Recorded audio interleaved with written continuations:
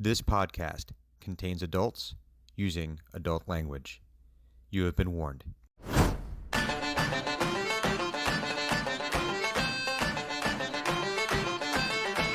Looking back on a past where we still had a chance. We were pawns in a game that we could not win.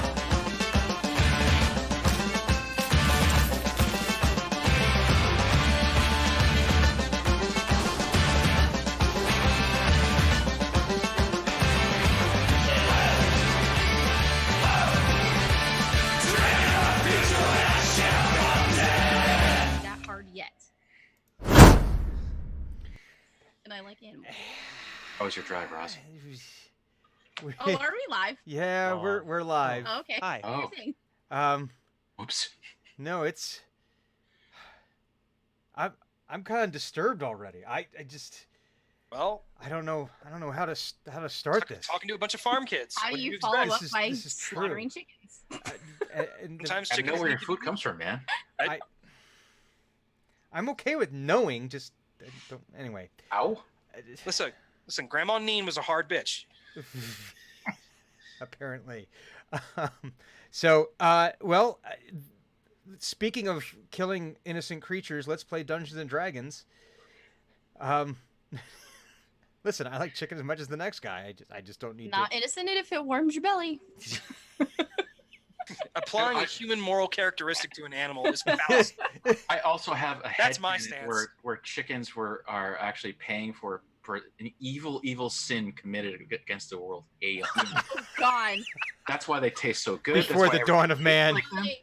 They tease Jeremy The war of teased chickens the and were mankind. chickens, right? This is Where what they're getting. chickens? Yeah, it was what game was it? Or Ross, where, weren't you watching with me? where chickens or the What game? abyssal They chicken? just like a game they just did, and I think it was the live game. Oh, the Uh, abyssal chicken? Yeah, whatever Yeah. it was. Yeah. So see, maybe this all stems. It's all ties back I mean, around they to used to be D&D. dinosaurs, so fuck them, in my opinion. I 4:05 and I lost control already. I mean, what happened? I I mean, woke up. chickens will eat you, man. So it's just you eat chicken first and you win. I woke up. Can we with, play, Dad? I woke up Yo. with such high Oh, son, we can't. expectations of this day. Listen, I'm just trying to get you into a good mood before we dive into Hugon deciding to enter into the realm of politics. Chicanery. Yeah. Oh, well, okay. Anyway, I'm St. Brian. I am the dungeon master for this motley crew, known as Right. Team X, an official franchise of Acquisitions Incorporated, and with exclusive rights to the Chondawood region, based out of Pinedale. But before we get into all of that stuff, I think we do need to engage in the ancient ritual of introducing ourselves to our fan. So Sorry. he's right here. Oh, good old Bluey. Hey, Bluey, how you doing? We love you, old blue. Hey, my boy Blue. My boy Blue. My boy Blue. So let us go around the horn here, introducing ourselves, starting where we always start. It me. I It think you. because I'm trying to pull up our thing. It's always you. It's You've been you. indicated It's, that this channel is intended for mature audiences. Oh no. Oh I'm no! We're supposed to be Yeah. here. Let's get all out now. Fuck. it's not shit. run by Okay. mature people. Listen, maturity is a nebulous concept. Why do I have to watch an ad? I'm Clues. I'll be playing Dread My Gem Weaver, Tinker Norm Extraordinaire. That will likely blow something up today. Probably. Things I've got a happen. couple of targets in mind for her. Sweet. Yeah. This is the only time that like you got and Dren align. No, it's not even a line. I'm using you. It's We're a not line allies. it's a line the same way that a rifle is in line with the shooter. Exactly. Exactly. He's It's just the same path. he's not in a line with you. He's more just aiming you. hmm In this Pointing case, you the in a rifle human can have a conversation with him. Yeah. And disagreements. And fire back. Anywho, continuing along, Oh, that's me. it you. Hi, I am Viking Goat. I play Thinnic Gentletrek, who I realized today, actually last night while watching Harry Potter during my annual binge. He's basically just gray Hagrid. He's a gray Hagrid. He is Hagrid. He's a less cautious Hagrid, and he eats the things that he likes. Yes.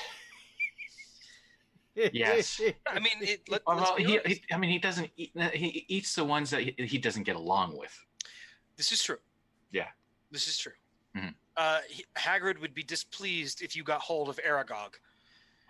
Aragog is just It's a barbecue for buffet. days. It's Yeah. a barbecue for days. Just a pile of meat. Meat and legs, and yeah, okay, we're done. Old Bay seasoning. No. Old Bay is a Tony Sacheries, please. Sin. Old Bay. Actually, I don't know that one. Oh, really? I'm not sure if we have it down here.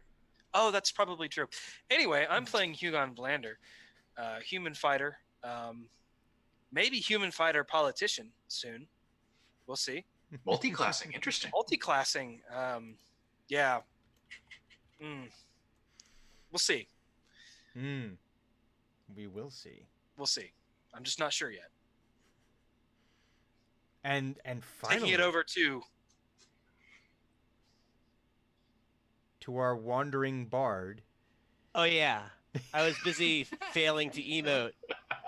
I'm here, and I am playing Eno, the Tiefling Bard, and I just traveled a really long way IRL, and I'm happy that I made it.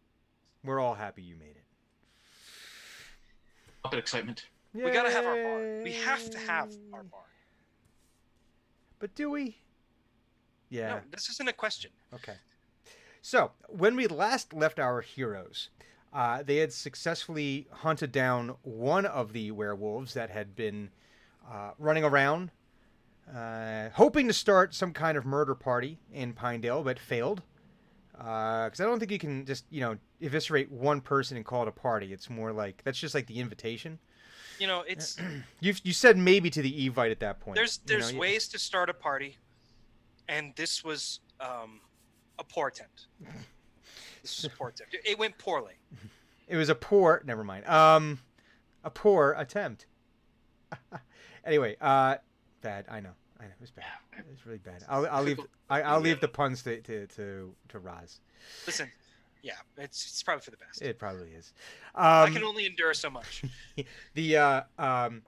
So, and upon reverting to its human form, it was discovered that it was one of the missing members of the Watch who had been turned into one of these creatures of the night, and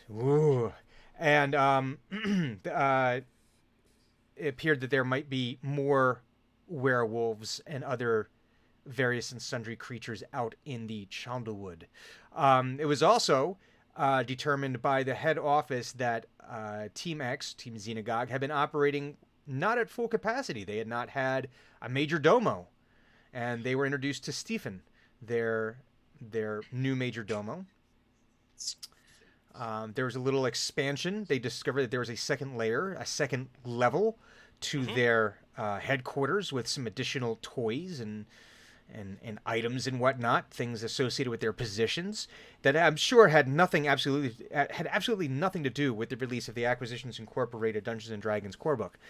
Just pure coincidence at that point. Yeah. But as is a typical plot device that I use, there was something shiny for Dren to pick up, and she did. Yes. And she stuck it to her lantern, like she does. Not such. Yes, she does. And It's like a baby encountering a new thing. Thing, mouth. Except it's thing, lantern. Exactly. Pretty much. No, instead of it, Opens like a mouth. it's Are not all things? I can just imagine. Yeah, just imagine like it kind of like just peels open, like the That top would be of a lot like the cool. top of a xenomorph egg, Like unfolds like some sort of clockwork mouth. and it's like all like the gear oil kind of sticks like the tendrils of saliva as it. Okay, I'm good. Not too far. Reel it back. Yeah, reel it back. Bring it back. Bring it back. Like one of them xenomorph eggs. Some people are not comfortable with this. and And well, it's kind of like the Will It blend, right? You got to stick it in the blender. This is Will It lantern. Will it integrate with my crystals? Well, Yeah. Will it integrate? will it integrate? Can Fanook eat it? Can I add it to my shit? Can Hugon kill it? Can Eno Pun it. pun it? Sing it. Sing it? Sing it. Steal it? Oh. He's tried this as well. That's only. Is it a book? Can I steal it? No. So, but we ended the episode on a giant white flash of light, all encompassing, Oh, and as this shiny pearlescent red gem made contact with Dren's sorceress lantern. And we're now in the 24th century. it better not be. You guys gonna kick your ass. And you see Wolven. Damn it. It turns out we're playing Warhammer instead. All right, new game. No. On to Warhammer. No, that is not what we are doing. No, but so the last thing you remember seeing is this bright, all-encompassing, searing white light that takes over all of your vision, and this very high-pitched, just on the edge of your hearing, like a string or crystal had been plucked, and it's ringing in your ears to the point where you can almost feel that wavelength almost passing through your bones. Not entirely comfortable. Not the worst thing. So when you've ever had your hearing test, it's like that one you can barely hear and you think you can hear it, but you're worried that, am I raising my hand at fake sounds? Yeah. You know, so it stretches out. For how long, you're not entirely sure. It could be for just a few seconds. It could be for hours. You're not entirely sure. But then it starts to drop just rapidly start dropping octaves until it gets to this imperceptible bass that you only feel a vibration of. Like right in the middle of your sternum. What did I say? What did I do? Okay, you know Mythbusters? Yeah. Yeah. You know the brown note? The brown note? You don't know about the brown note? I do not know about the brown Oh, note. God. It's supposedly a frequency of sound that, when encountered, it forces you to evacuate your mouth. Yeah. Now I know.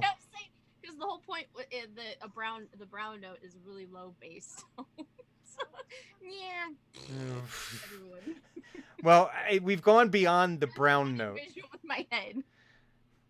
And everyone evacuates their bowels uncontrollably. Everyone just poops on It site. just- Uh, And now you Everyone all hold find down. yourself. Now you find yourself in a mountain of poo. Roll for initiative. You have to fight. I'm We have just to pleased. fight a shit monster. You now No. you must now Harold all Hoffman fight. appears? You must all now fight your turd doppelganger. Nope. Oh, God. You I said you refuse. wanted to tie in Doctor Who, so there you go. Shit monster, tie in Doctor Who. Nope. Was that No. Doctor Who? I hope wasn't not. in Doctor No, that was it was also in Dogma. Yeah, I was thinking Dogma. Who. It was also in Dogma. The gold No, coffin. but none of these things happen outside of the sound that you hear. It goes down to this imperceptible bass level that vibrates your sternum, not your colon, but your sternum. And you're not sure if it's that your eyes clear and you're able to see and it's just a pure white space that you find yourself in, or if it's that you just can no longer see anything but a white space. But everyone give me a perception check, or a perception roll, rather, not a check, but a roll, to see how things are perceived.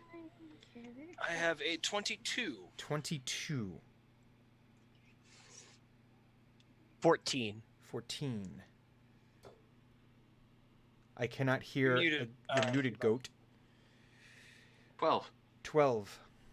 Sorry, I cold in my back again today, so basically I'll be grunting here and there. So Aw. Sucks. muting time. And then Dreadmai, I believe it's a 10 you think it's a 10? because I think I have a +2. Looks like a 10. Sounds like a 10. No, that perception. Yeah. Yeah, that's an 8. um, Oh wait, no, I rolled the wrong character. Okay, 10. Yay, I'm not that terrible. okay, so we'll do it this way. So, this makes it easy. Okay, so Dren, you're relatively certain that your eyes are open, and you're seeing nothing but this white space, and you are aware of your compatriots in your vicinity. But Echo. and it's very muted. The rest of you can hear her say echo, and it sounds both like she's right next to you and also very, very far away. If it's possible to have your brain parse that dichotomy of space. Thunuk, you are able to sense these things as well. But there is something familiar about this place to you. You're not sure exactly what that familiar feeling is, whether it's just that you've seen it before. You're having an odd sense of deja vu. Have you been here before? Have you really been here before? Is deja vu real? Is this real? We don't know. Philosophical questions that would ruin Thanuk. Here we go. What is life? Is question mark? Is what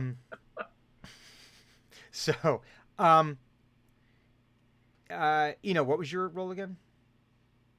mine was a 14, I believe. Okay. You also have the same sense of deja vu. And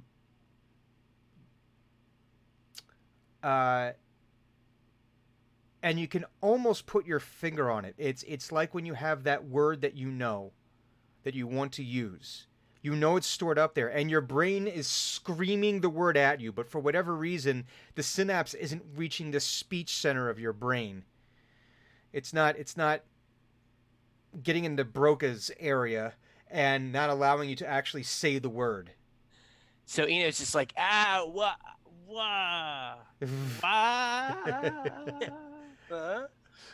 The? Hugon, again, same sense of deja vu, very strong sense of deja vu, and you can sense your compatriots in your vicinity. While you can't see them, you are certain that your eyes are open and you're seeing nothing but this pure white space. But you also have a sense of these polar opposite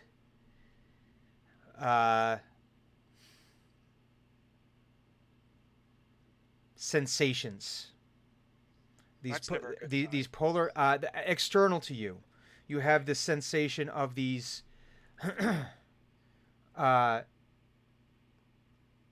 opposite concepts that require each other and very much want to be closer to each other. It's like magnetism. Yes. Except that he wouldn't know what that is. Yes, but for lack of a better explanation, it's you can see where it's like it's like these two magnets that want to be together, but right now the poles are matching, so they only repel. Gotcha. But there's this overwhelming sense that they need to be together. And I'm in essentially a featureless white space. Yes. Otherwise. Yes. Thunuk is going to basically also make random sounds, just as Eno has, and then follow it up with, "Can you guys hear me? Are you? I cannot see anyone." And he basically does this with his, like he's trying to see his hand. You have the sensation of moving your hand, but you see nothing in front of you. So it's like being in a pitch black room, except everything is white. Yes, it is white, and it's because it's featureless. You have no sense of depth, but you are certain that your eyes are open. Mhm. And Thunic, make a religion check. Thanks a lot, Dren. Wait, do I hear that? Yes. Welcome. Thumbs up. Hate you. You're not gonna like this. 7. 7. Yeah. Um, Or maybe you will. I don't know. I am indifferent. No, I'm it's. indifferent about your fucking 7. How about that? I am indifferent about your inability to roll dice when it comes to You can't religion and make me constitution like your checks. 7. It I is an refuse. it is an indifferent and cold and harsh world. The universe doesn't care about you or your 7. Or your 7. Except that was the target number you needed to reach. It was you Specificity just. between the deja vu, you're very disoriented, discombobulated, Mhm. disincorporated. It's integrated. Um, uh, Even when you're trying to think there's a familiarity here, but it's all not coming together. It's not coalescing. You think you might have blown one of your fuses with your moment of clarity last time. Which was worth it. It, Let me say that. So, but just the effort itself has short-circuited your logic and reasoning center for the moment, where you're not able to make the connections that you would usually be able to make. Because listen, thinking's hard. Yeah. That was a pretty big jump. You got to a place where no one else got to with the Major Domo and with Stephen and the sommelier and all of that. So,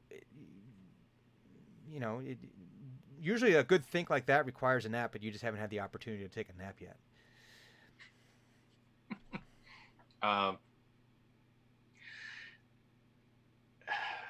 That all being said, Thunic is basically going to start like walking around like in a dark room, trying to find everyone.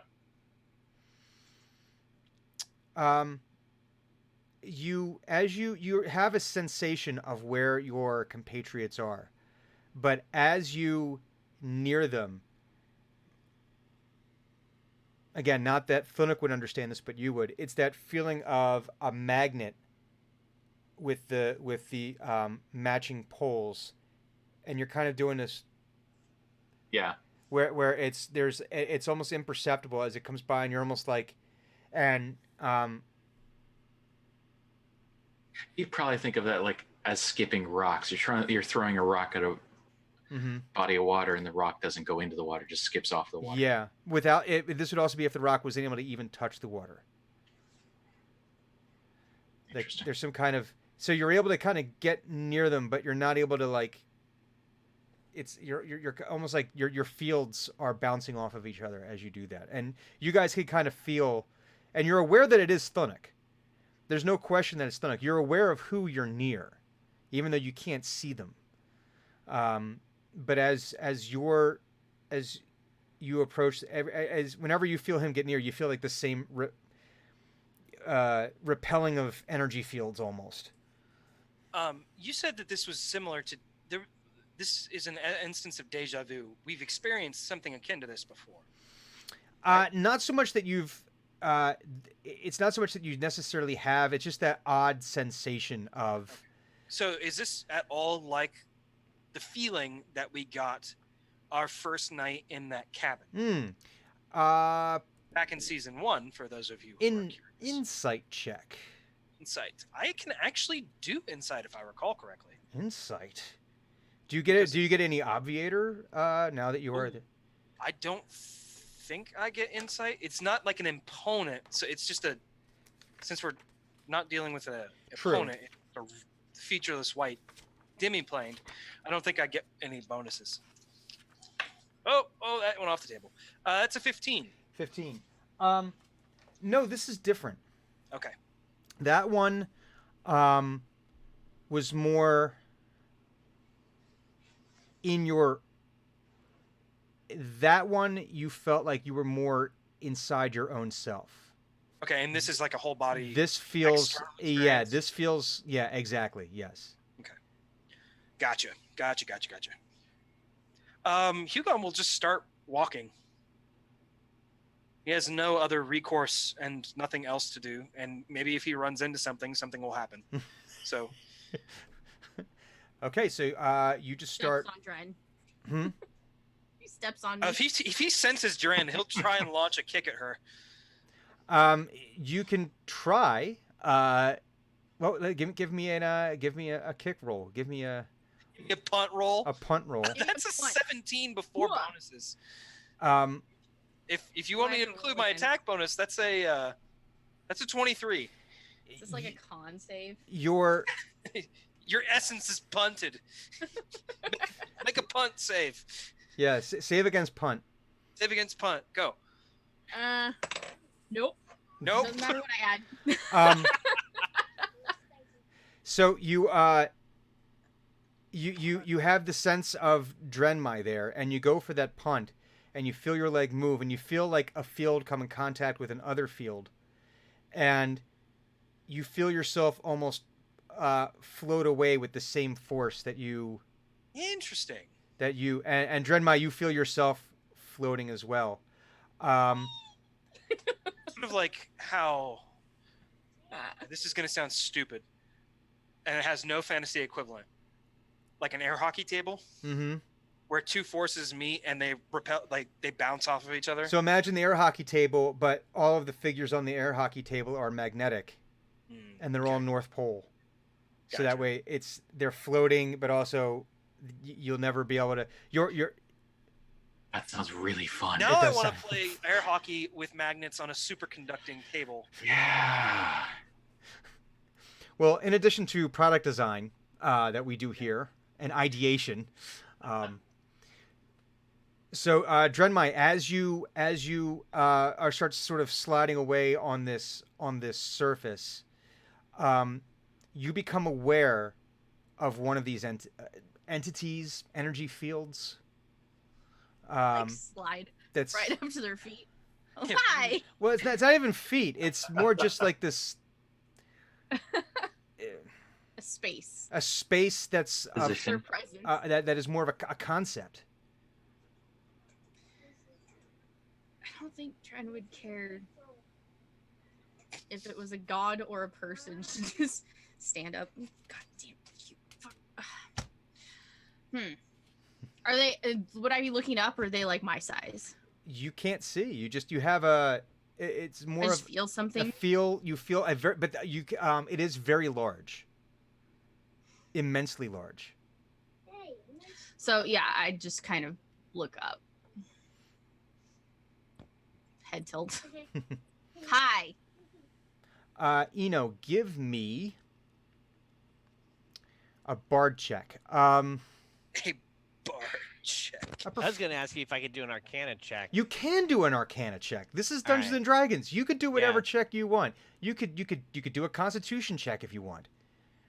I do feel though that You there could- should be such a thing as a bar check. You could try to persuade the empty space if you so desired. One of my favorite things about the older editions is there was in fact a bard check. Oh, I didn't know that. Yeah, I mean they called it bardic knowledge or bardic, Bard Mhm. knowledge. Okay. and it's just like roll bard, go. So Eno says, "What sorcery is this?" And he gets a horrible number. And he doesn't know. He gets a 10. Okay, so you can sense the weave present. You know that is the fundamental stuff that the magic that you weave is made up of, is you manipulating the weave, and you know that you do it with words and sound. That if a word is spoken in a very specific intonation, that word has power. It's not just, and that's what gives bards their ability, right? Whereas a sorcerer is just basically wresting these natural forces with some kind of innate genetic thing inside them, and a wizard is able to do this through immense study of understanding what's going on. A bard focuses on the power of words and music and sound, and and you're certain, so you do sense this weave, but you think that this might be something a little different than what you're used to. And this is where I would say a performance check, a performance roll would come in handy. Yeah, I think he's sort of like sussing out like the atmosphere. He probably just absentmindedly flips over his lute and starts kind of plucking away. And that's going to be a 24. Ooh, okay. So first thing is that you reach for your lute and it's not there. But you feel you are able to concentrate and create that sound from within yourself in this space. And as you do that, you can all hear Eno plucking away what sounds like him plucking away, but it's very ethereal, but also much richer and deeper. The notes have, each note that's plucked seems to have more meaning. It seems to resonate. It's like within the note itself, you can hear other notes as they circulate around within that. But it does remind you it's very similar to the magic you encountered at the World Tree when you were in the Shadowfell. Oh. Okay. This is World Tree magic. It's similar. It's not necessarily the same, but it is within the same product line. I just remembered all the Hellraiser jokes we made, or that I made during that episode.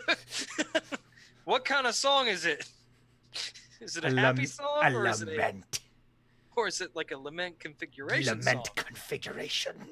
Does Eno hear the same music that he heard when he first kind of went towards that tree? Like, is he sort of is it the style that he's hearing is the same, or is there actual like similarities to? That would be a perception check. Yes, insight Okay. or insight. I'll let you make a case for me for either perception or insight if you feel one is. We'll go with perception Uh-huh. since I have a +2 perception. And I'm trying to perceive. That's gonna be 12. The song is familiar, but you heard so many songs there that symphony. This sounds like Okay. this is one.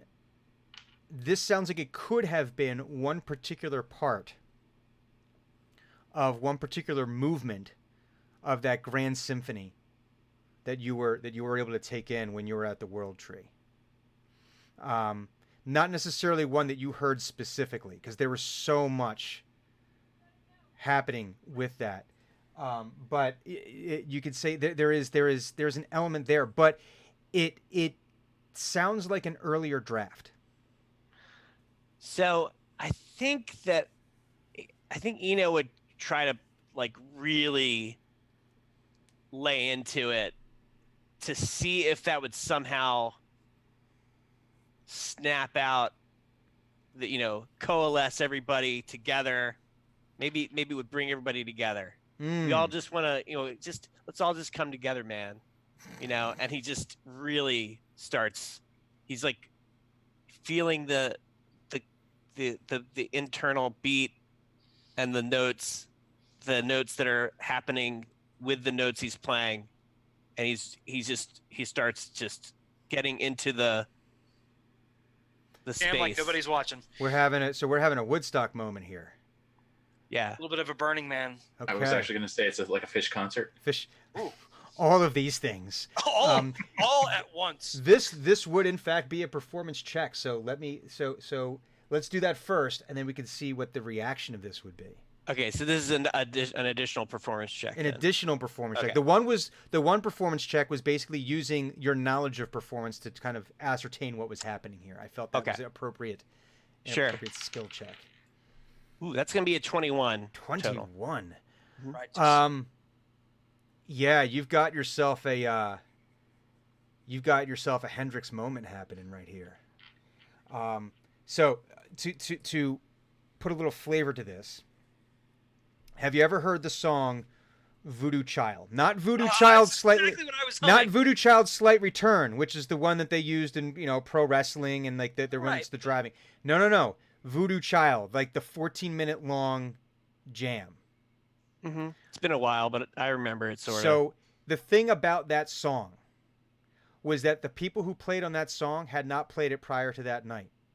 Jimi Hendrix met him in a bar, invited him back to the studio, and it was basically that was the jam that they captured on tape. It was like the second take they did on it. There was no prior rehearsal, and if you listen to it, you can actually hear Jimmy talking to the other musicians, telling them, "Okay, you, okay, you, okay, you." It was the following morning when they recorded Voodoo Child, Slight Return. But that first night, that late night session is basically what you have going on right here, where you've got this synergy, and you all start to feel this coalescing feeling. If you can feel coalesce, if something can coalesce and you could feel it, like a soda bubbling in reverse, I guess would be the best thing I could possibly think of. What a strange sensation that would be. And you can feel you take slightly more form in this place, and then you could start to see yourselves. You're able to see. You don't feel 100% formed in this place, but you feel as though you've been able to take on a more familiar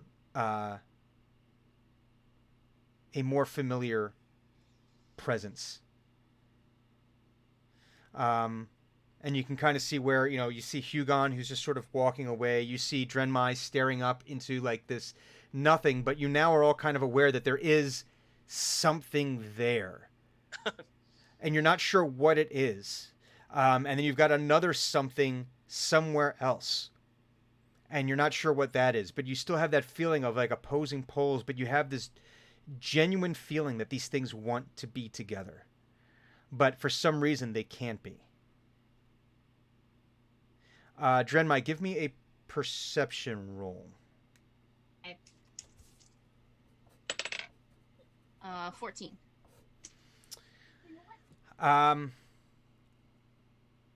You feel this thing in front of you is tainted with both death and life. Tainted's not the right word. Tinged. But not death in like a necrotic death, not death as in an undeath. Death as a natural part of the cycle of life. But you feel, it feels very cold, but with an odd sense of joyousness and anticipation. I was just gonna kind of keep looking where I am and be like, if I didn't get a response to me saying hi to it. There, Do yeah. you need something? When you ask that question, you feel it surge forward and yearn toward that other thing, concept, entity. But as it approaches, it's able to come ever so close, but never quite touching. And it snaps back. And then you feel immense sorrow.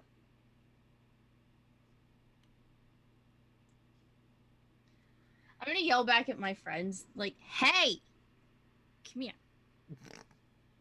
Why? Hey. Just trust me. Yeah, right. Yeah, that's fat. Nick basically just jogs on over. he sees her looking at something. He's like, "What is she looking at? This is probably gonna be neat." And as Yeah, you get Eno goes right over too. as you get closer, you feel you start to feel sort of these same sensations as you get closer, being radiated throughout this thing. Thunuk, give me another religion check. But this time, I'm going to give you advantage on this because of your proximity and because Drenmai has started to elicit a reaction out of whatever this is. 11. 11. It's better than a 7.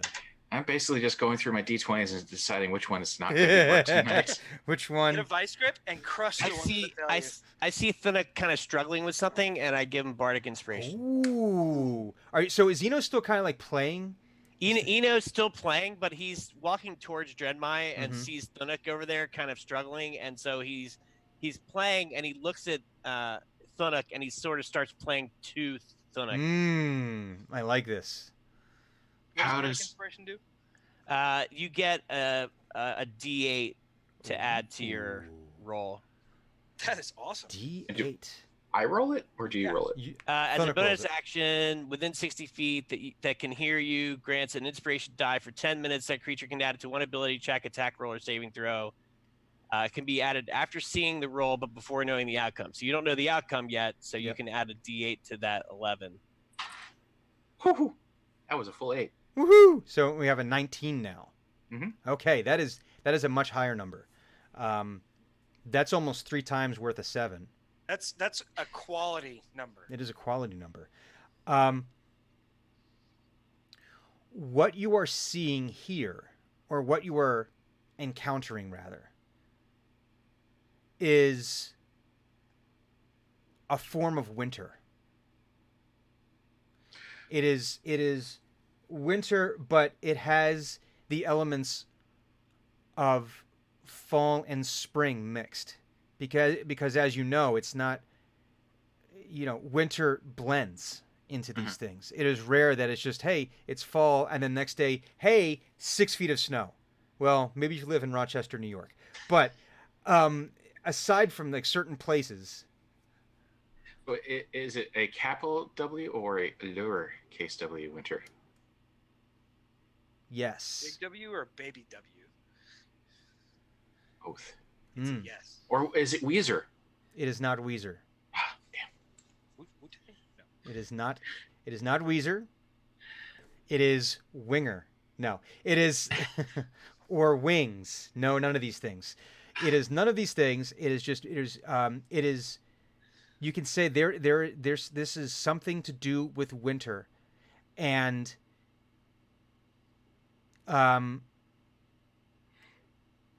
you think there is a feminine quality to this entity. As he comes to that realization, he puts one hand over his holy symbol, Mm-hmm. and he looks over, looks in the direction of where the sensation is coming from, and says, "Hello, do I know you?"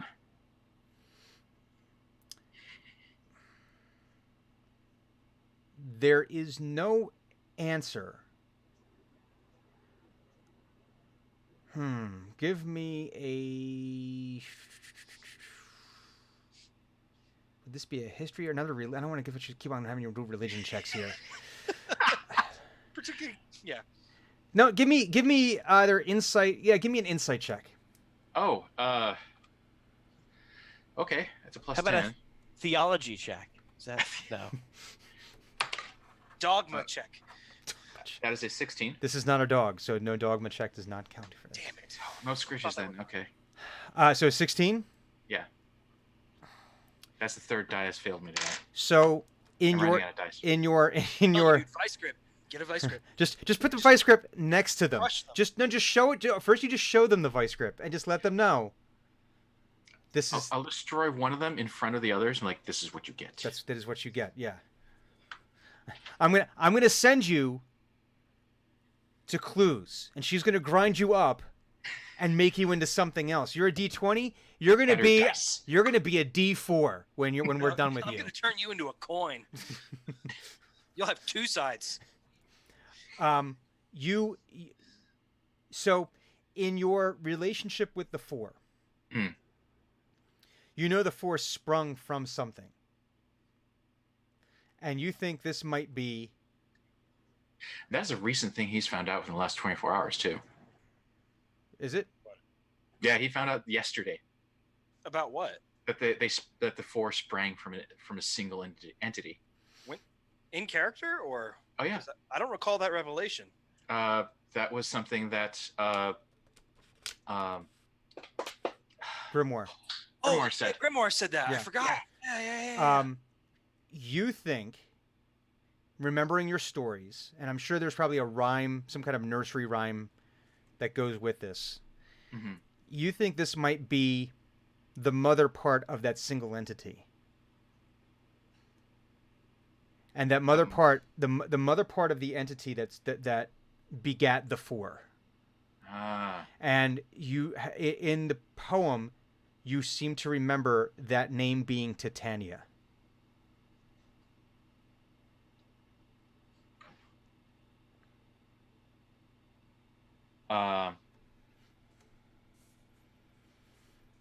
Does Thinnock remember the opposing name, or the opposite name rather?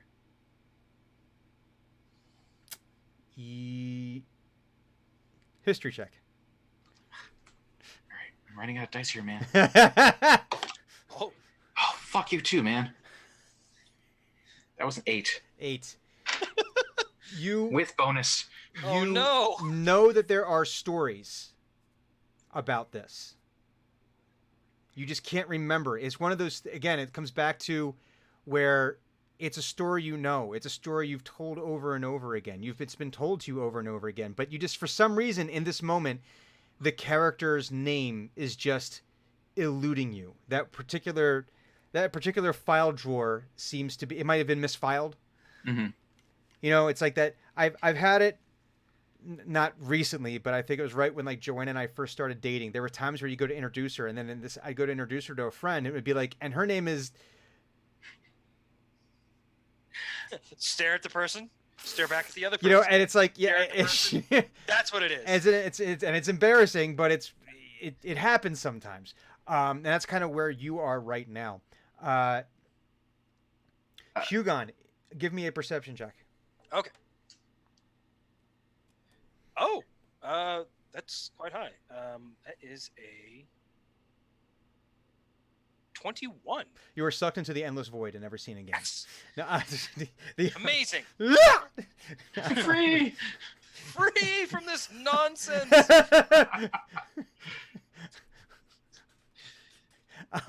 But that does not happen. It's revealed to you as your greatest wish in this moment, but it is not granted.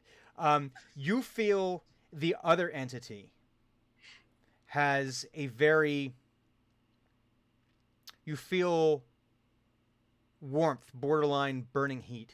Mm-hmm. You feel life wild and untamed, growing without check. Okay. And it has a masculine quality to it. Okay. And you feel it reach out with desperation. And it generally has a sense of joy. Mm-hmm. And it's sometimes tumultuous. This feeling, it's a tumultuous joy, but it still exists. And a sense of almost utter freedom, barely contained. And it reaches out towards this entity that you are near right now. Mm-hmm. And it comes ever so close, but never quite able to touch. And it snaps back. And you feel sorrow.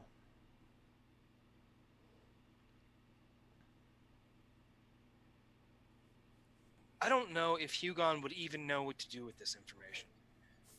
He is not that smart.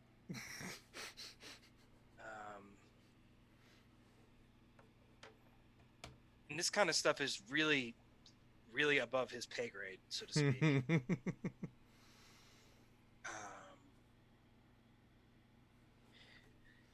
thing is chained in some way, can he locate the chains?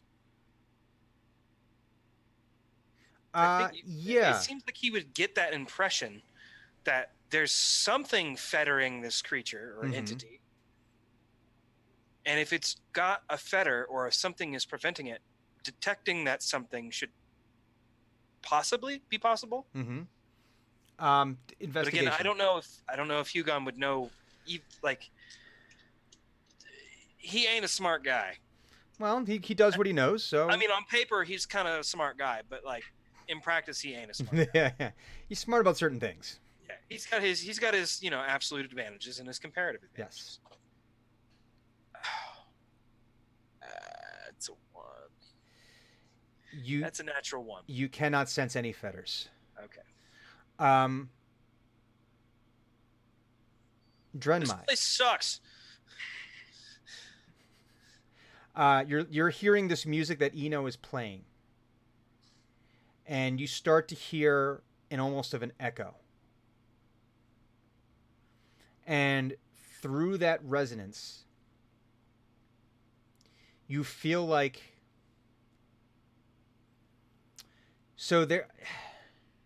you know that moment when the idea for how to make something or to even make something springs into your mind. It's like not even when you're thinking about a project, because that's more of a conscious effort, right? It's like, okay, I'm going to make this thing. I am going to make this bar. And then your brain starts putting out all the ideas of how this can all go together. This is more of the inception point of saying, I want to make a bar. But Drenmai is not wanting to make a bar. It's more like right at the edge of that inception point where Drenmai feels this almost untamable need, desire, urge to create something. And that there is something, and there's something about this place where you feel like you could create something.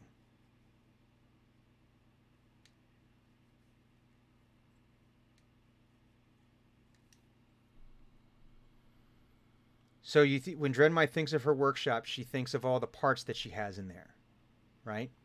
She has drawers and drawers and drawers of parts. I have a feeling that Drenmai's workshop probably looks something very similar to Adam Savage's workshop on his Tested channel. Mm-hmm. Mm-hmm. Drawers, lots of bins and boxes. Ladders going to places. There's just stuff up there because you never know when you might need that stop sign. Mm-hmm. Yeah, you never know when you need a part. Yeah. They come in handy eventually. And it's all very carefully cataloged. It might look like chaos, but then you start thinking about where those parts came from. Uh-huh. Right? Because the parts just didn't spring into existence. Was there an part? Sorry. It made me laugh. The part. But like all those nuts and bolts and little greeblies and all them, they all came from somewhere, and they were made out of something, and then in turn that was made out of something, and made out of something, and you think this might have gone. You might be. There's something about this place that's like, this is the first something.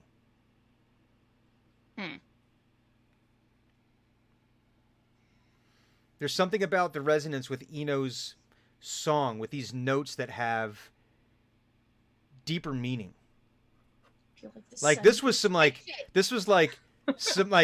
dude, like whatever acid, whatever was another psychotropic substance. whatever was in that dude, whatever was in that particular strain of Kush, I don't know, but it's opening up some possibilities, man. And there's something about these notes, and there's something about each one of these notes, and music is life, types. Dren somehow finds flowers and starts putting them in her hair. That actually happens. I'm fine with it. If Hugon was a wizard, and he is not, but he would begin to suspect that we are at the beginning of the universe. But he's not. So So he does not. He does not suspect that. I'm just feeling like if I You're have a all wizard, this Hugon. stuff at my disposal, or I feel like there's some kind of creationary thing going on, it's like I have huge impulses happening to make something. Everyone give me another perception check. Oh, my good rolls had to stop at some point. That's a 21. That's well. I'm sorry. Go around. What was it again? 21. 21, I got a 13. 13, 19. 19. I technically rolled a 2, but it's a 6, so that's one more die down. How Down to many the d20s do you have, bro? That's 5 out of 6. Are any of these dice from Draken Forge? No. You need to fix that. Yes. I will weight them all. They always land on an 8. No, she Always. she didn't tell You you got where she would weight them. How did I It's roll just- a 2.5? I still think about that one that you made some years back that you showed The all us. 20. No, the spring, the clockwork one. Oh, the jumpy one. Yeah, that just goes all crazy all over the place. Oh, that's a fun one. Yeah, that is a fun one. So Baggy. Thunic, you're still kind of overwhelmed by the realization of what you're seeing here. Mhm. So you're very distracted, and trying to process a lot of. There's a lot you're trying to process here. You're sure after a good night of sleep, you'll be able to, a good night of sleep, a good meal, you'll be able to suss all of this out and put it all together. There it is, the bouncy die. Ah, yes. Yes. But the rest of you, again, these two entities reach out for each other, and they come ever so close, microns even, away from being able to touch each other. And you feel this overwhelming desire from both of them to have this connection. But they can't quite do it. But that space between, there is Space between. space between you and What? What? Dave Matthews Band. Continue on. Oh, no wonder I don't know it. I. So I know myself. it's almost like there is as they're trying to touch each other, that space in between is something like a very quick and powerful thunderstorm, like when a cold front and a warm front come into rapid contact with each other. But then they're forced apart from each other, and again, you're picking up on this unbelievable sorrow and sadness that they cannot touch, that they cannot have that contact. But you do feel they're starting to resonate a little bit every now and again with Eno's song. So, Eno has that, what you just described, that's what he's starting to realize, right? Yeah. Okay. So Eno is starting to get an idea. And the more Eno is playing this song, and Eno knows there's two entities, Mhm. correct? Yes. All right. And Eno knows that they're reaching for each other. Eno is going to try and bridge the gap between them with the song that he is playing. Mm. And in order to do that, he's going to use thaumaturgy to imitate the sounds, the in-between sounds, the ones that he's not playing, at 3 different locations, while he stands where he thinks is the middle, and is playing. So he's going to cast thaumaturgy, and then while he sort of continues to pluck, Mm-hmm. he casts thaumaturgy again, and then he casts thaumaturgy while he stands in the middle, and continues to, and for 1 minute, the music that he's playing is being harmonized in these other locations. So we got some surround sound. Yeah. like or kind I'd of say like rather, above his this is head. more like Grateful Dead Wall of Sound, Right. trying to set So- some stuff up here. Yeah, he's trying to weave the notes so that they connect with each other, Mm-hmm. and Like weaving a circuit out of physics. yeah, so that if the entities reach out, maybe they could somehow touch that music and it would connect them. Okay, so first, let's do, that would be again another performance roll. Okay. We got it. We got to keep on. We got to stay on brand here. All right. Now, could he use one of his ultimates? Could this count as an ultimate ability? Oh, yes! yes. Do it, This do it, listen, do it. man. This is Do it, this is why we have this. Yeah. Absolutely. I think this is an ultimate situation. So Okay. you just wanted a performance roll then? Yeah. Give me that D20 Okay. and tell me how we're gonna use your ultimate here to All right. Oh Jesus! All right, that's an 11 because Okay. I rolled a 1. Okay, that's fine. What the F, man? I rolled a 1. Rolled a 1 and I you got get a- an 11. You give yourself I got a bardic plus 10. inspiration? Jesus Christ. I got. Oh yeah, shit. Bardic inspiration. Thank you. All right, bardic inspiration. Yeah. So that's I legitimately didn't know if you could do that. that's to another yourself. 1. Holy shit! So that's So 12. Okay. Oh goddamn! Get rid of that die Oh immediately. god! All I right. only have these Just dice. rip it in half. Eh. Just Just eat it out the window wherever you are. all right, Okay, and then so 12. and then describe to me how you're going to use your ultimate here, and I will adjudicate the results here. What is the desired result that we're well? You started to describe it, but describe to Yeah. me. Let's add a little flavor to this. So For Twin Song. so as the music from the thaumaturgy is taking shape, Eno plays a contrapunctal thing that he's creating to go along with the other music that he's hearing. So he hits the notes, causes the thaumaturgy to hit that note, which causes the music around that has been echoing through to harmonize with that. And he does the same thing above him and then over here. And as those three things are playing for a minute, he is weaving them together with his own sort of, he's trying to channel this tree, this world tree, and kind of like see the music connect in his mind. This is some next level shit right here. Okay. So while you're attempting to do this, Dren, you're kind of starting to see what Eno is attempting here. You're seeing the mechanics here. You're seeing how he's attempting to line these pieces up. So, like, there were times when you were building Razi where there were multiple pieces that had to go together at the same time. And it was very tricky because it wasn't like you can do 1, 2, 3 and just stack it. The order of operations was these 3 to 5 pieces need to be assembled simultaneously. To I guess to cross another nerd bridge. Whenever they've shown like a lightsaber in Star Wars being constructed where they're using the Force to kind of bring everything together at once because you couldn't possibly do this, manually.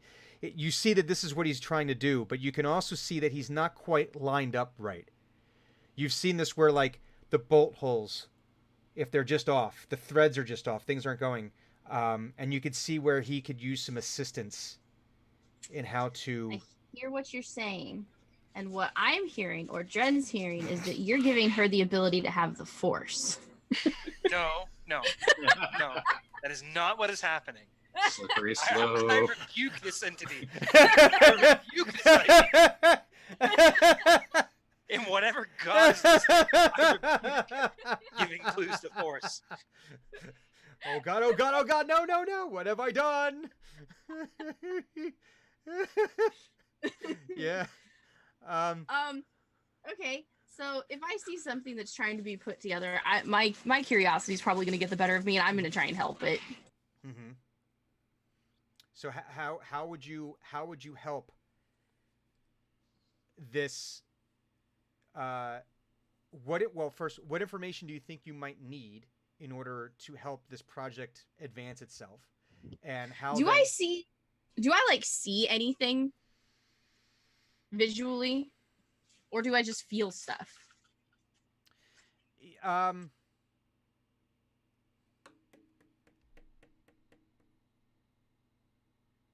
know they don't have we don't have willpower rolls anymore now, do we? It's more of a wisdom. Be a wisdom check. Wisdom check. Let's do Yeah. a wisdom check on this. Oh, that's terrible. You ain't good at that. No, I'm very bad at that. Oh, wait. The power of the Shadow Council. Help me. Or the shadow. That's an actual 20. Oh wow! Our Shadow Council Oh, Shadow Council. hears you. The Shadow Council. Your labor's pleased. Your labors have pleased them. Oh, that's cool. That's a beautiful die too. That is very cool. That's at really that. neat. Your labors have Like, pleased them, Drenmai That's Gem so Weaver. funny. Yes. So, I mean, okay, it's a 19. But I won. that's fine. The You might as well. I'm a -1 wisdom. but that's okay. That's okay. It makes so much sense. This is happy. Oh god. This is good. Okay, so you are able, essentially, you drop your goggles down as more like a focus, right? Bing, bing, bing. And you're able to cycle through, and you're able to basically will this.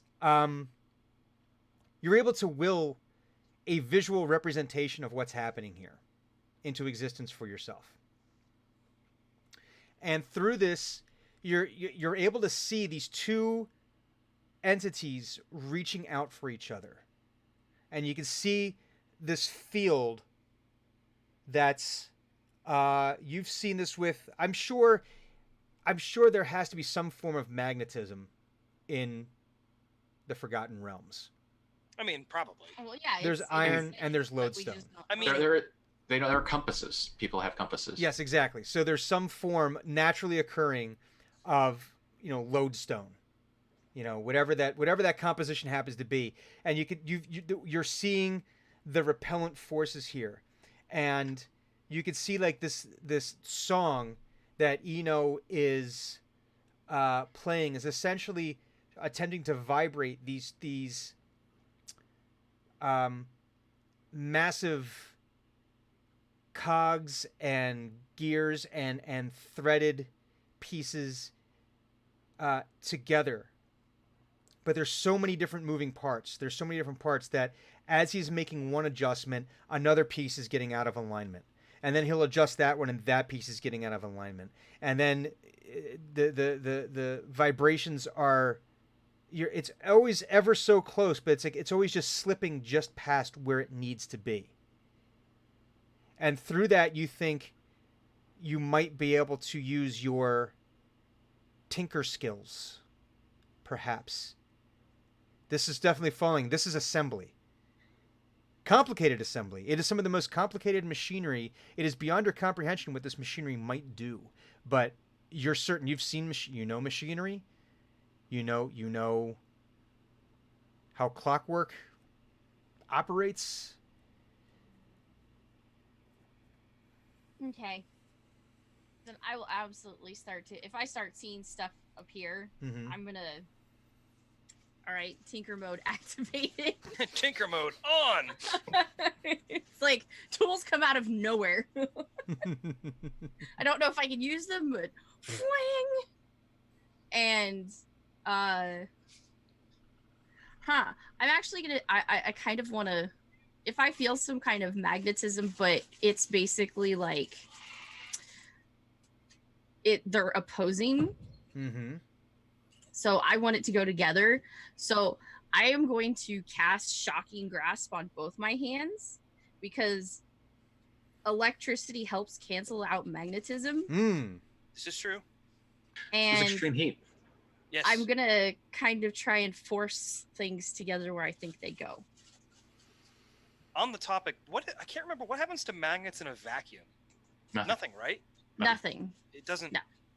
Friction has nothing to do with it. So yeah. I don't know. It just always makes a lot of noise as it goes around the canister, I found. Yeah, I can show you. I can show you downstairs. So you take these, and you No, vacuum stop. these guys up.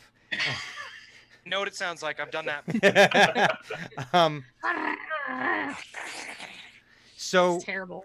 it's I vacuumed up a marble. the you other seem day. to see out of nowhere. You see Drenmai, and the rest of you are able to now, because of her act of willpower, her act of will. You see this immense machinery attempting to spin and turn and move around, and it's I believe it's almost called it in I'm gonna mispronounce this, an orrery.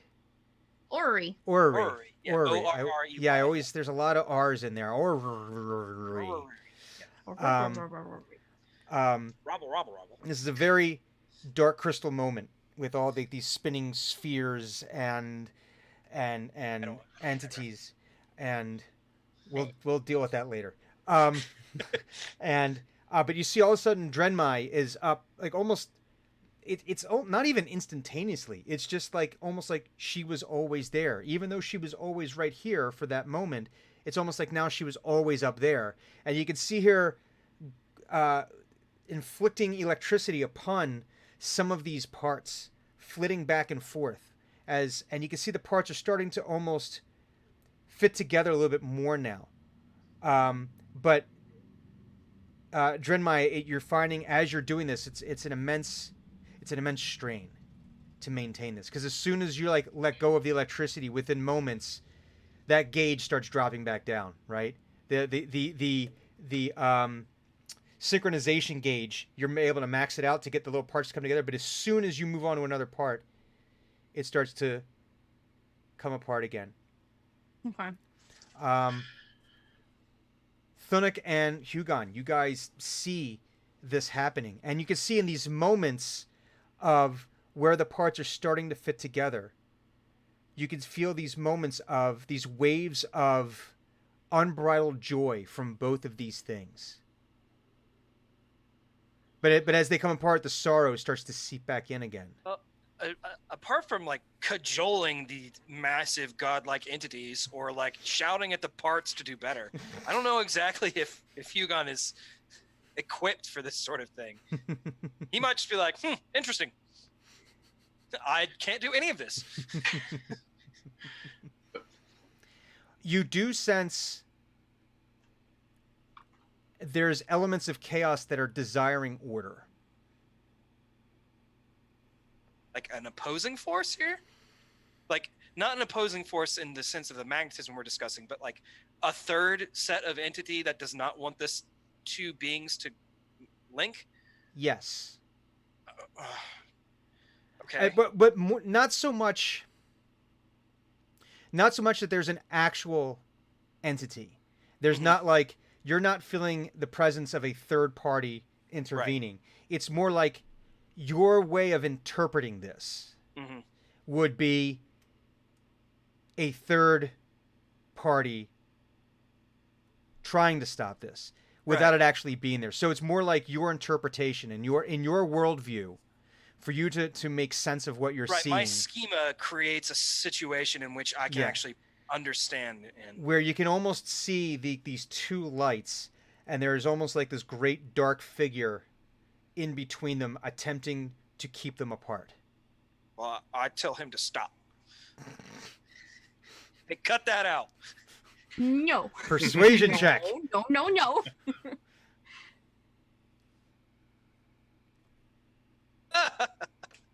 That's a 19. Nice. You've gathered its attention. Like, hey, over here, I have some complaints.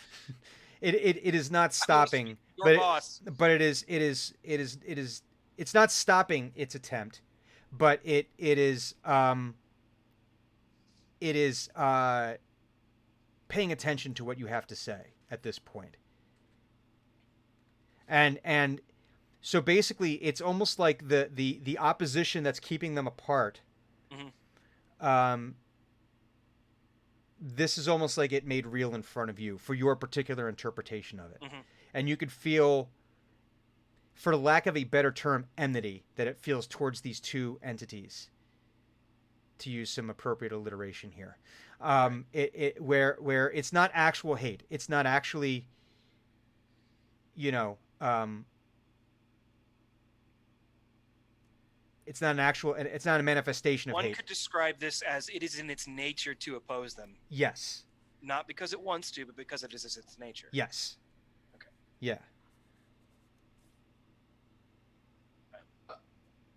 Sonic is Well, saying, I fuck with it and like try to like break its attention and whatever that entails. Uh, I fuck with the entity.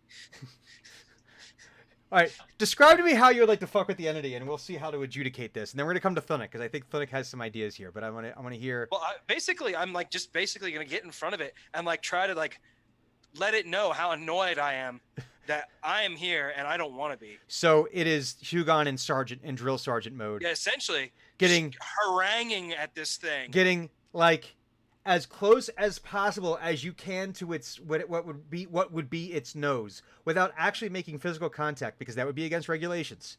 Right. You know, you can knife hand as much as you want, you can yell as much as you want, you just can't make physical contact. There's a very thin field that is protecting you. So give me Very thin. this would be intimidation. Let's get an intimidation check off Okay, of I Mr. can actually Philander I here. can do that a little bit better. Still not great, but there goes my die. That is a 22. Okay.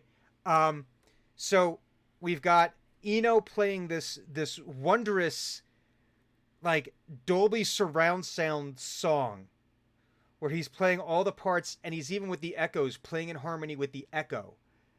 And it is created this it's attempting to bring these things together. Drenmai has manifested this machinery and is now she's reversing the polarity. It's Crossing the beams and reversing All the I'm polarity. hearing is I and have bouncing the four. signal. and there's something about the it's a reverse tachyon field. Yeah, reverse tachyon fields. Bounce the signal off the forward deflector dish. Yeah, exactly. And well, Hugon is acting as the deflector dish, and and This is the anger dish. running interference now, and these parts feel like they're sliding more and more together, but it's not quite taking the way. Thunic, let's go to Thunic here. well, keeping in with the Star Trek theme here, maybe a tractor beam is appropriate.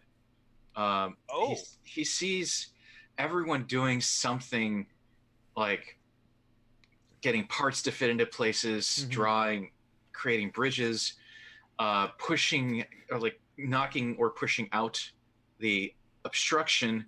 His thought is like, well, I mean, usually in nature, when two things really want to get closer to one another, they just sort of like grab onto one another, but there's nothing to grab. And trees, when they grow close to one another, they'll intertwine. So he's thinking of a pair of like big rocks that he remembers seeing as a kid, as they were pushed closer and closer together by trees that were growing on either side of them. Interesting. So like they sprouted underneath the rocks, like on opposite sides, and they just sort of pushed them against each other. So he is going to use his ultimate. Oh. Have we ever seen this? One time to help get Only once. Grimoire out of the. Oh, that's right. Yes. I had forgotten. And it is called. He basically turned it into a like one of those overhead conveyors, like they use for moving like containers off of ships. Except he used it to move a Warforged out of a cave.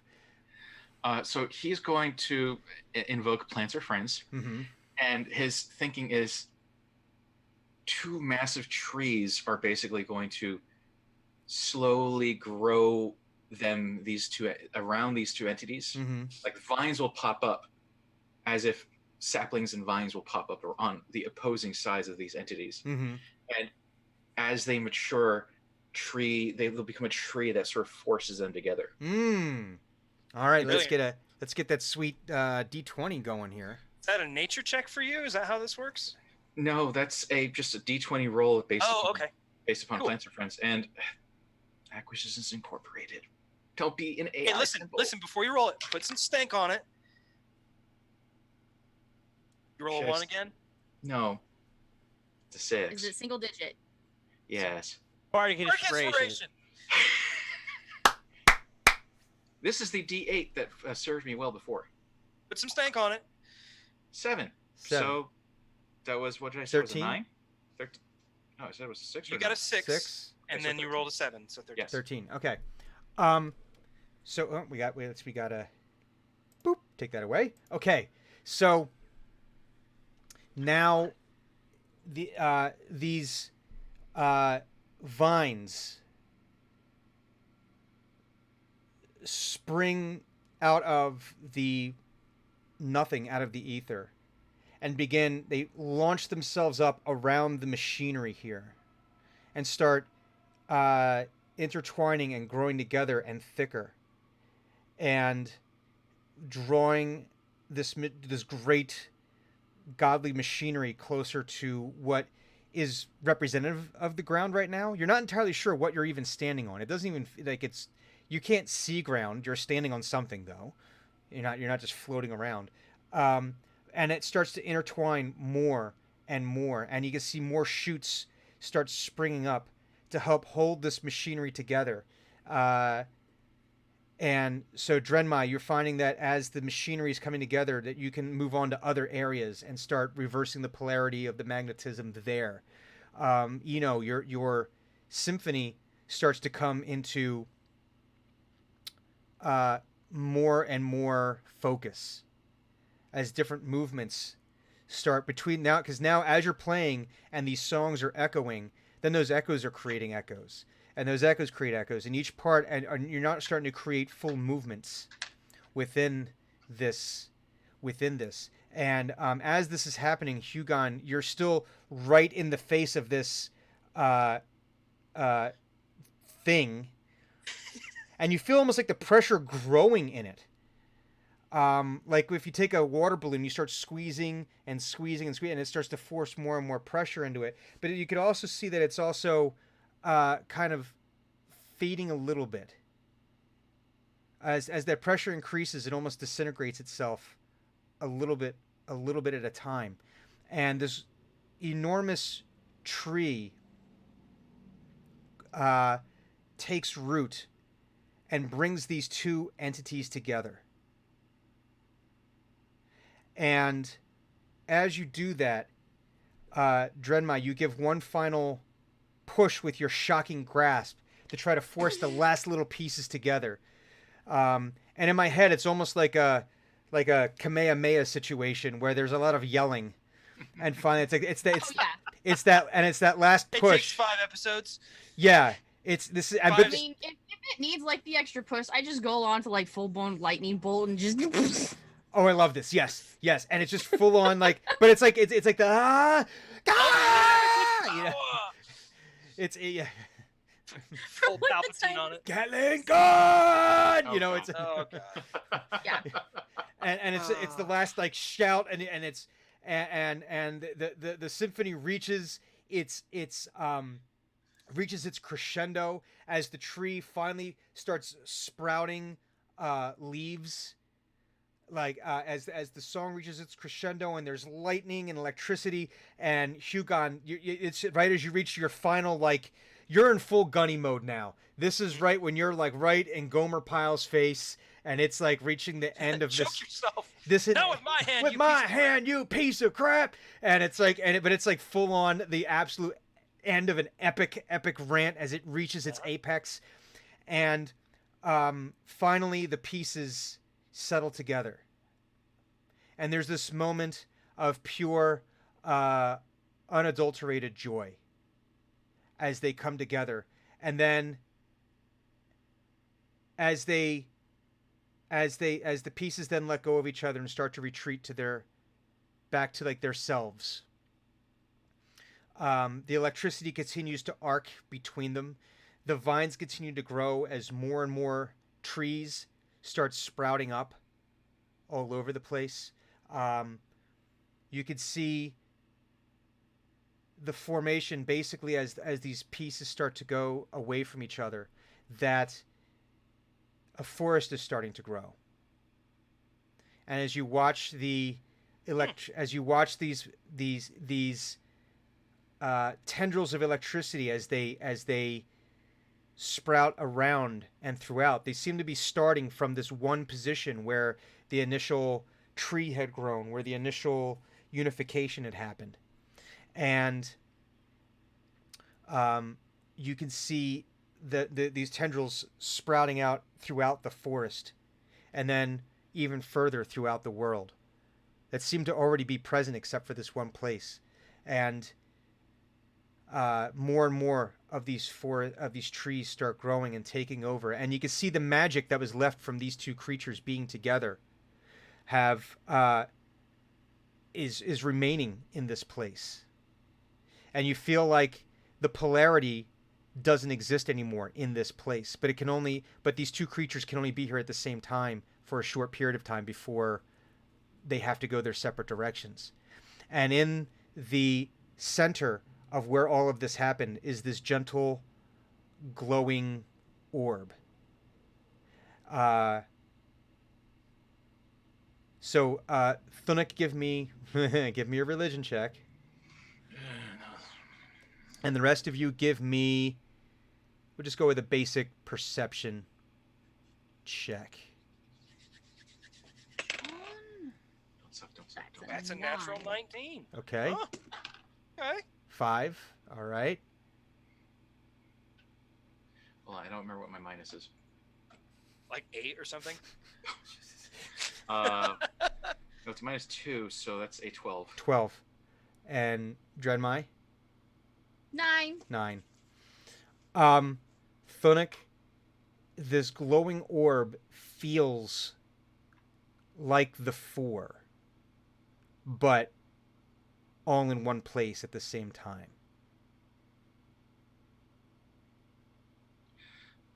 You're feeling elements of all of the seasons, of all of the attributes, but existing in almost perfect harmony with each other in this one centered space. Wow. Hugon, as you feel yourselves almost being taken up as you're watching this forest grow.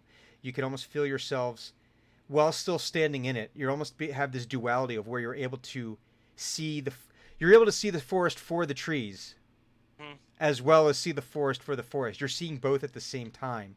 Gotcha. And the topography of this matches the maps that you've seen of the Chandlewood. And the lightning bolts, as you see them arcing through, look remarkably like those you found on the map. Oh, really? Of the ley lines. Huh. Drenmai, you're just exhausted from your expenditure here. And Eno, you too are exhausted. Because now as the thaumaturgy ends, the song fades out. The electricity eventually dissipates. Drenmai and Eno, you two are utterly exhausted. I just sit down. I'm hungry. This is, yes, all of these things. Eno, this quite possibly was your magna opus. The performance of a lifetime. It was a performance of a lifetime. And you start to see this, and you see the Hugon. You see the Chandlewood basically continue to grow as its boundaries start to expand. Very quickly. Yes. Hugon would do his utmost to determine if there are those convergences of ley lines that result in those portals. Well, maybe they don't result, but that's where they are. If there are any in his perception of this current state of reality that were not on the map. Ooh. He wants to see if there are any that that they unmapped. would not have known about. The uncharted And intersections. he wants to burn that into his psyche, if at all possible, as hard as he can. So do an intelligence check. Okay. Excuse me. May I have bardic inspiration? Or is he No, out? I'm asking the DM because he stopped playing. Please, Bart. No, I can. He's like, no, you can't. No. Oh, damn it. No. So I still like have my lute in my hand, and I'm still like sort of trying to play because I'm just like, this is so cool. I don't want to stop playing this song. So I'm still playing, and like I so I just kind of like I look over and I see Hugon, and I'm just like, and I just kind of point. I just like, you know how like a musician will point somebody out in the crowd. Yeah. Like Yes. that's what I do. I go. So this is like when you're Yeah. playing and you see Oh. Bruce, and Bruce just like kind of does like, gives you a little wink, and it's like, Yeah, I go, yeah. All right. I like it. I like it. I'm I like taking it. I'm taking it. All right. That's a natural 20. woo! Nice. Womp, womp. And I got a 1 on the D8. So, That's like, it. Listen, It's a really good one. really, it's a solid one. you That's have for a total of 23. you will need to check your map, which you don't have with you at the moment, but Right. you have burned this into your memory. Good. There is Good. you will be able to essentially work with your cartographer, with your franchise cartographer, and you will be able to get yes, you will remember this.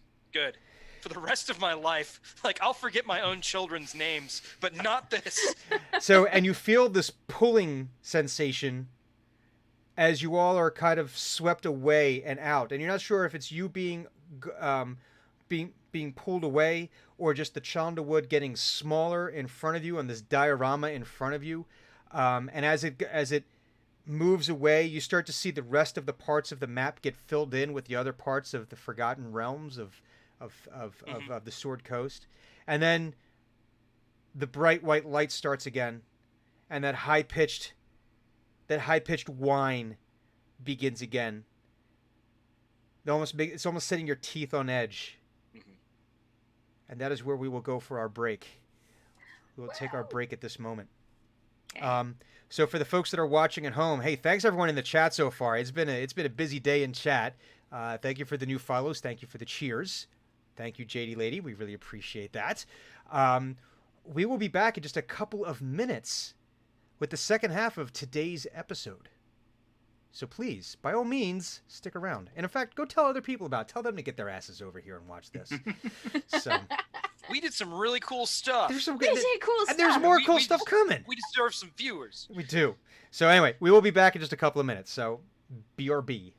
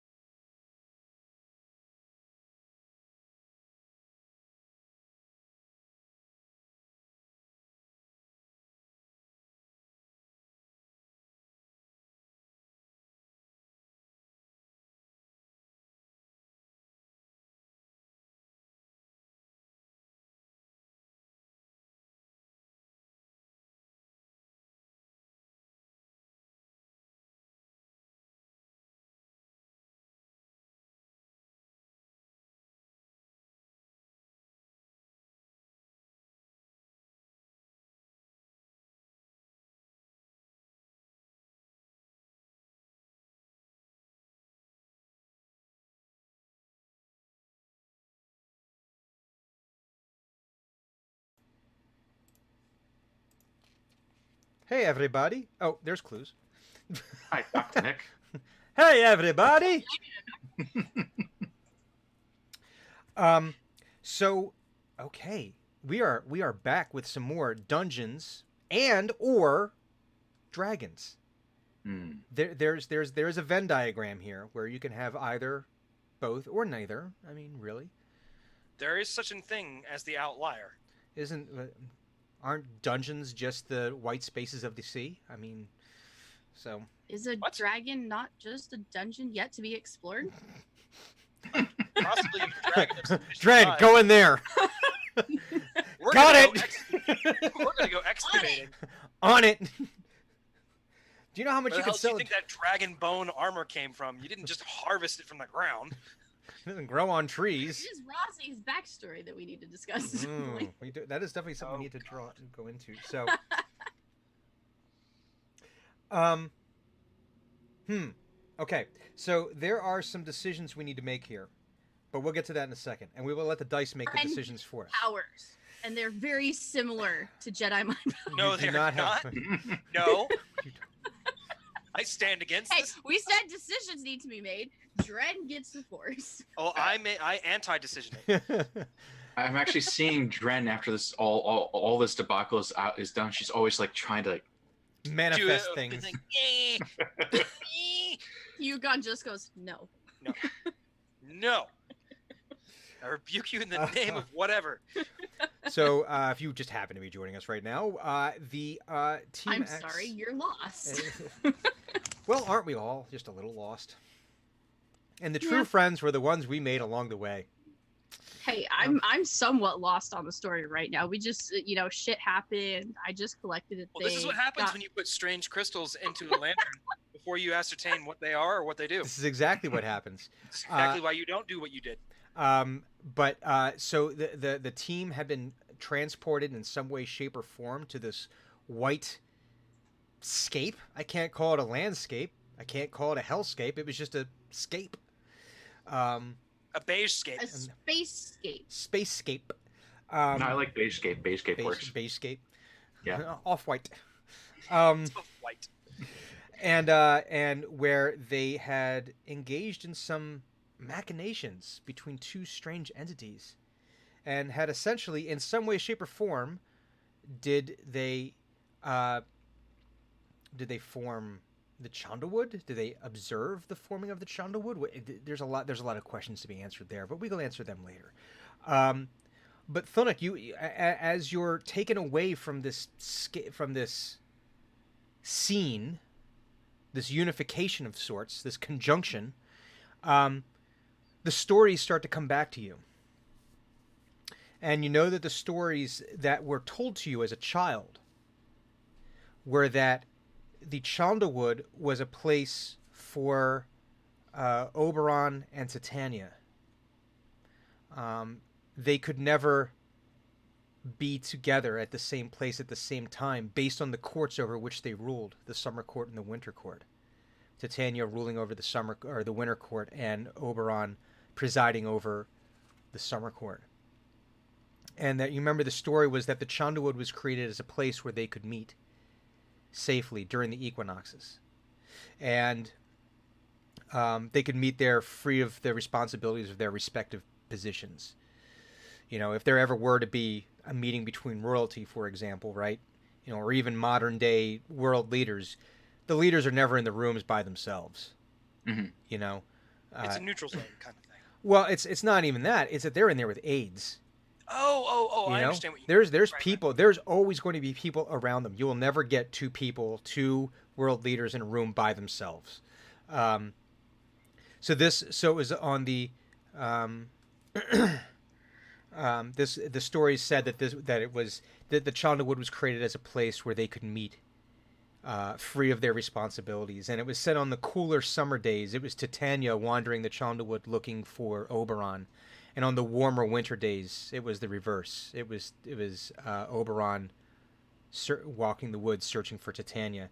And then on days during those seasons where especially strong storms erupted during any of the seasons, it was said that the storms came up like violent thunderstorms were said to arise when they found each other, and the storm was either this arguing or maybe not arguing. Maybe the opposite. The opposite of arguing. Horizontal arguing. Or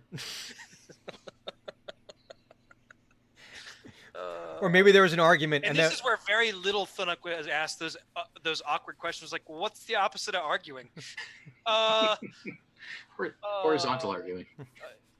It's just special hug. why was Daddy hurting Mommy? They weren't hurting each other, kid. This is not a discussion that I would like to have. Yeah. Well, it's too bad. The Too kid bad. asked. It's happening. The kid asked, and it's going to happen. But then you start to remember all those stories. It was always known that the Childwood was a magical place, but that was the story that you remember as a child, and it always seemed allegorical to you, even as a child. Like maybe it's just like, oh, this is how we explain things, just to kind of give it a little cultural flair. But maybe not. Maybe not. So now what I need. Please, not another religion check. No, it's all religion checks all day long. You need to fucking invest. What I need from you are each of you to give me a D10 roll. Oh dear. What table are we pulling from? You lose That's this a many 2. levels. So we've got a 2. You have this many hit points. You're fucked. That's your new level. Welcome Yes, to the eight levels. Huh? A 1? Okay. One. All right. I got A what? 8 for me. 8. I have a 4. A 4. Okay, so if we do this, 3 and All of you switch bodies. Nice. What? No. So, Think of something can I very make an small. argument that our trip to the Netherworld counts as a long rest? I would You're- argue that the opposite. You're exhausted from your labors. You need 4 long rests. Shut up! I'm Wow. trying to PRBS. You're in a coma. I'm sorry, Patrick Rothfuss doesn't play in this game. Damn. So Yeah. 15. Let's do this. 1, 2, 3, 6, 7, 8, 9, 10, 11, 12, 13, 14, 15. Ah! Excellent. Shit. Excellent. So, Never bodes well. maybe not. Maybe.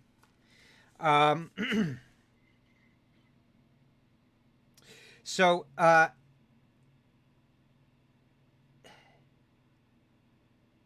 you find yourself, when the bright light subsides and that high-pitched whine subsides, you find yourself in the middle of the night in the Chondawood. You recognize the flora and fauna, but it's not anywhere that you particularly know specifically off the top of your head. Are there spiders? Big ones in particular. Just one big one. Wait, what time was it when we were? Has a full day passed, or is it just now still the same time of night when we were downstairs, but now elsewhere? You don't know. Well, crap. Well, we can adjudicate this though. Nature check.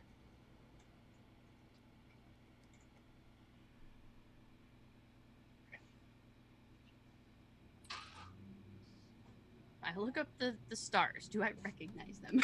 Nature check. That was a 4. The next is just like, Trees. trees. Yeah. This has been a very confusing day. Am I good at nature? Probably not. Actually, it was- It could be worse. 14. 14. You recognize the stars, but they are not in this. They're They're not in the right spots, They're are not they? in the right. Well, they're. It's more like seasonally. They're not in the right spot as Yeah. they were. Not Exactly. again. They're in the wrong fucking spots. Guys, it's the wrong time. Shut up. God, you always do this. And Twice does not count as always. 100% of the times that you've done this has happened. Hugon walks away. Hugon walks into the woods away from Dren. And then he climbs a tree to figure out where the fuck they are. I got a 19 on a nature check. If that Oh. helps. It does help. It does help. You is this what I want? No. I think this is what I want. We'll find out. One of these things is what I want. Which is to say, none of these things is what you guys want. Yeah. So then, I bet it's the monster manual. so based on where you are in the world, you look up, you see the stars. You can see that it seems like it's the edge of it is the edge of winter, from what you can tell. Oh But- my god. But you do notice in a constellation that you have used for navigation before that there is an extra star. A star that's not usually there. So give me a history check. Dren shaving months off our lives. Some of us Oh, don't have very many of those. My God. I just rolled a 1. Would I Uh, also, So it's a Enroll? 5. because I was looking at the stars? Mm-hmm. Okay. Another nature? Another nature check. Another nature. 20. Dirty 20. Nice. You too notice this constellation, and it has an extra star. But you remember. Hang on, let me do some math here. I can't do math. See, I was a communication major, so I can't do math good. I'll look at Hugon or I'll yell in his direction. Um, You might be okay. We might be in the past. Hugon curses very loudly. Just there, a blue streak into the sky of curses. you remember, Drenmai, you do remember when the star was in that constellation, Totally right.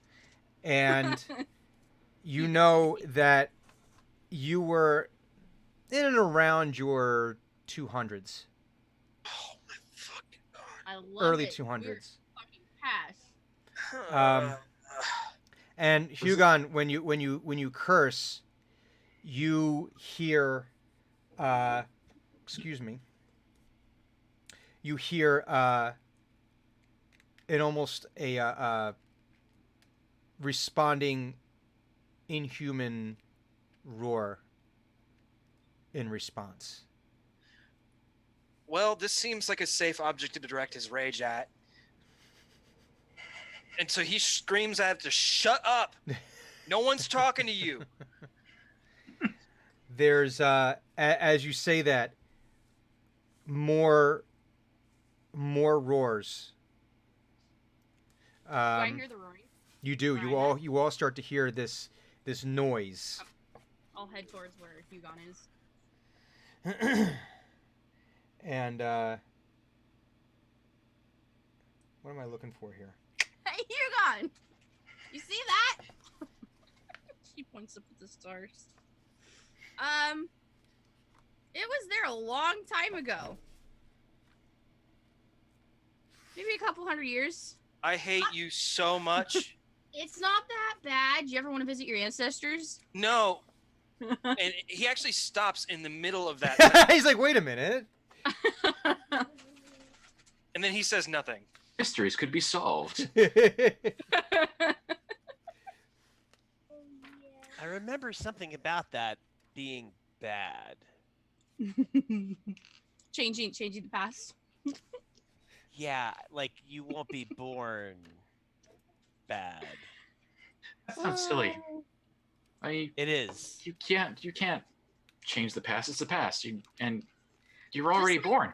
It's done. Like a really really obscure reference, but the Teenage Mutant Ninja Turtle movies back in the 90s where they go back to the Edo era of Turtles in Japan. Time. Oh, that was the best one. Turtles in Time. Yeah. That crazy lantern thing. That's the whole, like, this is what I'm picturing, because now I'm picturing Dren in like traditional Japanese Edo wear. Oh no, please. I don't know why, but that's what came to mind. And I'm thoroughly amused. That's probably my favorite Ninja Turtles movie. So are I you love wearing that one. Are you wearing a kimono? Kimono. I would, Kimono? like, if that was traditional dress, Dren would totally wear it. It'd be great. That was really bad. Kimono. Yeah. It's okay. I was just gonna let it pass over me. Just roll with it. Just like a wave. Fear is little death. Pun is little death. Fun is the little death that brings total annihilation. Oh man, some of my siblings might still be alive.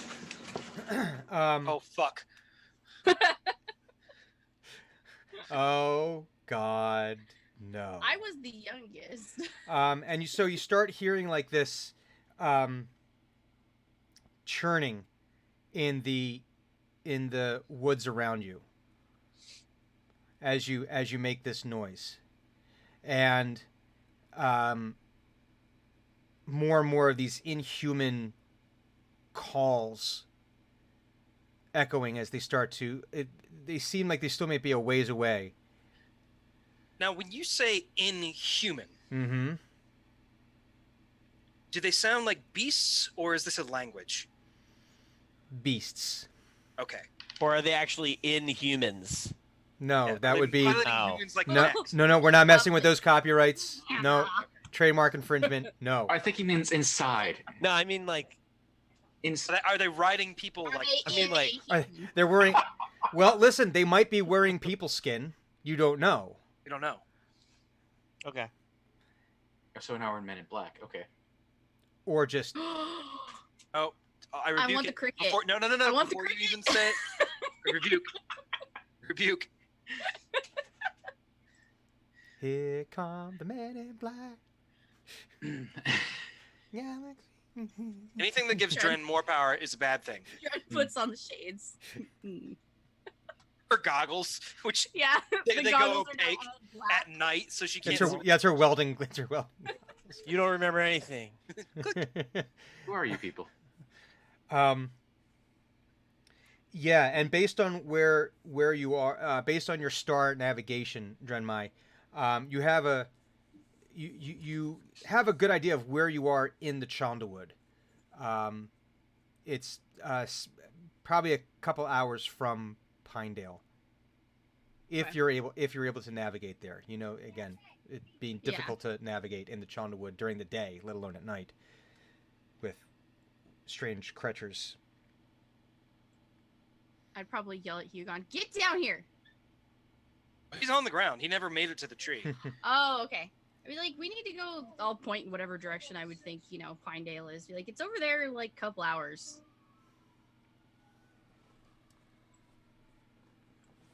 Come on. Oh, I don't know. Like, it sounds like we've got some fucking beasts to deal with. You said that they were approaching, Brian? Yeah, they seem to be attracted to your shouting. Mm. Is it? Yep. Is their shouting the direction that we need to go? No. Okay. Eno would probably recognize that that we need to maybe get somewhere else, Mhm. and so he would cast Pass Without Trace. Mm-hmm. Very nice. Very nice. I have a player question for you. Yes. Drenmai says this is like 200 years ago, Yes. and everything that Thunuk has been told story-wise, he is now remembering. Mm-hmm. Are these sounds that we're hearing? Are they sort of demonic? Oh shit. I had forgotten. No, not demonic. You have that cast good or evil one, right? Does it have like a range? It does. Hold on, let me see what that is real quick. Also, Yeah. he used a lot of spell slots fighting that werewolf. That's true. 30 feet. Okay, so yeah, probably nowhere near us. Yeah, Yeah, you would. They're not within 30 feet. Yeah. By the time they're within range, it's not going to be. It's going to be a moot Yeah, point. doesn't matter. Yeah. Okay. But I mean, he's heard stories from back in. He remembers stories. These things sound like those things from those stories. Maybe. Yeah, can I do like a Dren memory check? Yeah. Drenery. Drenery. A Drenmarie. I'm a Memory. 400-year-old gnome. What do I remember? Yeah, History. exactly. This was like half my lifetime ago, 200 years ago. A lot of shit's happened since then. Would that be like self insight? Be history. Damn. Oh wait, I'm better at that. Self-insight. 14. 14. Self insight.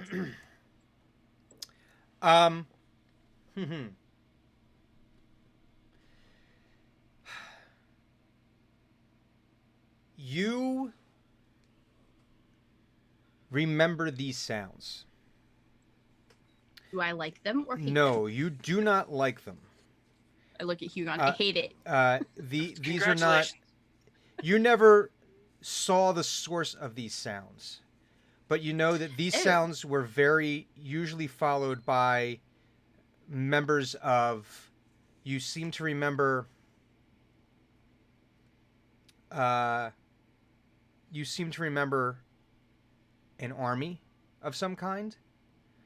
You remember patrols going out. And very often after hearing these sounds, it was followed by the sounds of men screaming, then silence. People coming Did back. I ever find out what made them? No, you never discovered. Okay. But you do remember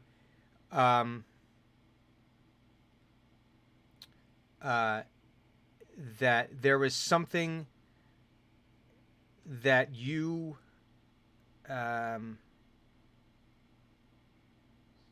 seem to remember. You remember there being a war of some kind, and you remember it being the name that comes to you is the First War of Demonfell. Okay. But you I don't tell Hugon. Probably a wise decision. But there's not a lot you remember specifically about that. Okay. I'll probably urge just more to go towards home without sounding like nervous. Yeah, let's go this way. Pinedale even still there, Dren? Well, yeah, because it was founded like so. It'd be really early on, I think, if I remember right. It'd be in history. very early in the founding. Yes. Yeah, yeah, because I think it was like a couple hundred years old. So Mhm. So Eno's like, go ahead. it's gonna be. I remember being there for its founding, and then I left. So if I run into myself, this could get tricky. Stay close, my friends. So within 30 feet of Eno, Mhm. a veil of shadows and silence radiates from me, masking me and my companions from detection. So for the next hour, Mhm. everybody gets a +10 bonus to stealth checks, Okay. and can't be tracked except by magical means.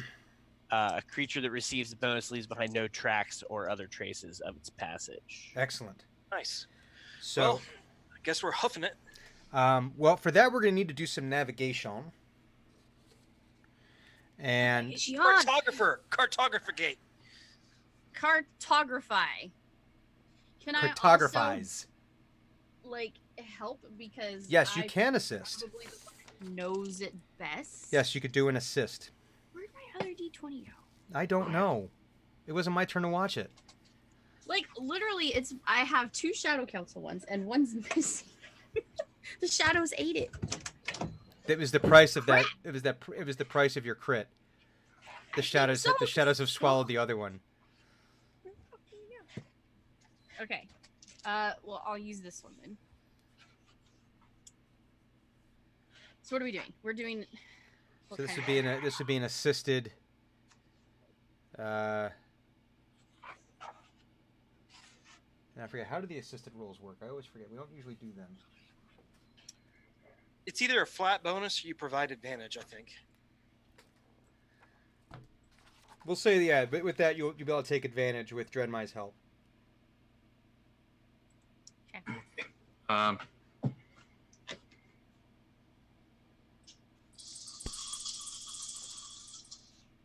this is a nature check. Survival. Whatever Yeah, that's cartography would be. I think we did survival. Yeah. Frequently.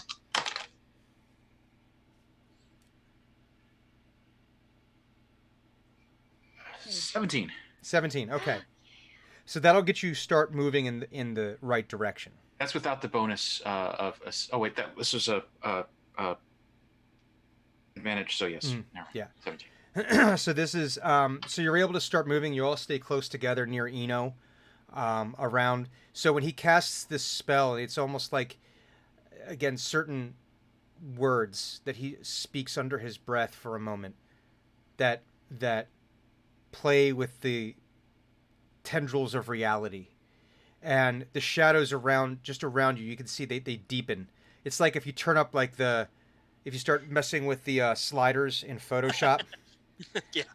With the adjustment layers, and the shadows just deepen, and the sound around you softens and muffles. And as you're walking through the forest, even though you might step into some leaves, the leaves, as soon as you lift your foot, they tend to fall exactly back where they were before. Leaving no trace. You're in fact passing without any trace.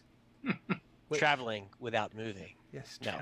Traveling without leaving any remnants behind. No, there's got to be an easier way of saying that. One would think that if it didn't do exactly that, that would be false advertising for the spell. Mm-hmm.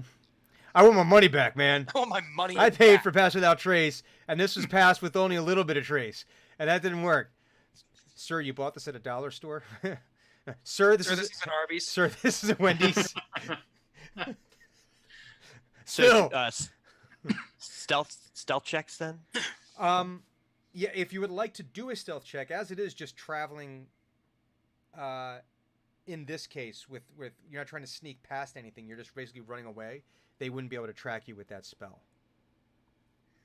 Without magical means. Oh, okay. So basically we're going away from the noises. Yeah. If you were trying to go through that line of noises, then you'd be going stealth. Stealthing. Because they can still see you. No worries. Yeah, no, that makes sense. So you travel for about a half hour. Drenmai and Thunuk, you are able to start navigating your way through, knowing the ways that the Chandlewood likes to hide its pathways. You're able to use the bark on the tree and the stars and all that. Thunuk, you've been able to kind of reorient yourself to the appropriate time of year. Mm-hmm. And you remember your map, so you're able to start working your way through. Let us get another survival check to continue navigating through these woods. Is Drenmai still assisting? Yeah, absolutely. Absolutely. 16.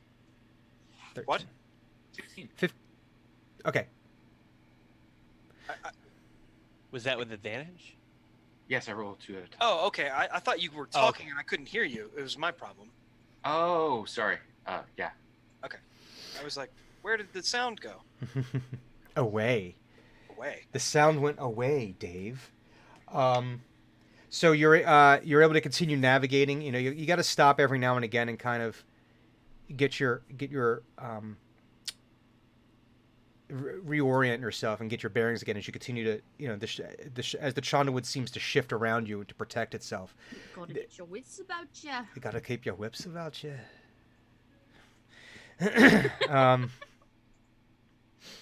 But you still these noises, these inhuman monstrous barks and yips and just, but it's not even like a dog sound. It's just these awful clattering jaw sounds almost. It's just, you have nothing to compare it to in your experience. You could see they're still trying to track you. They are not doing a good job of it, but they are still basically moving. But you're able to continue moving without them catching up to you. But they are keeping a bit of a pace. Give me another nature survival check.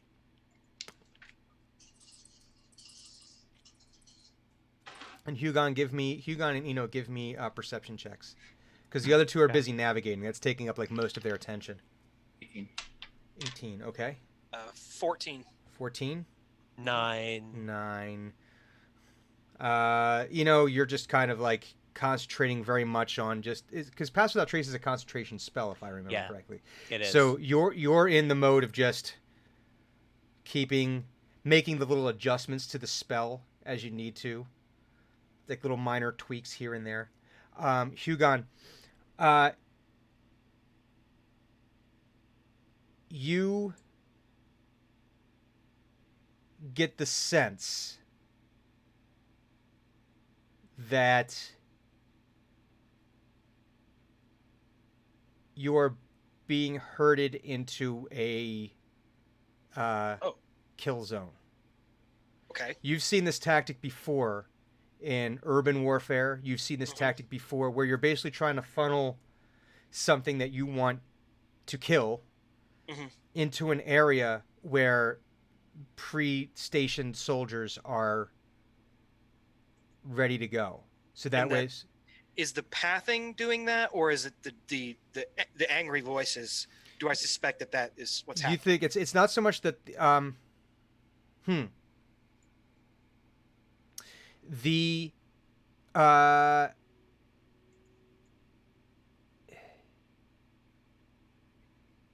it is the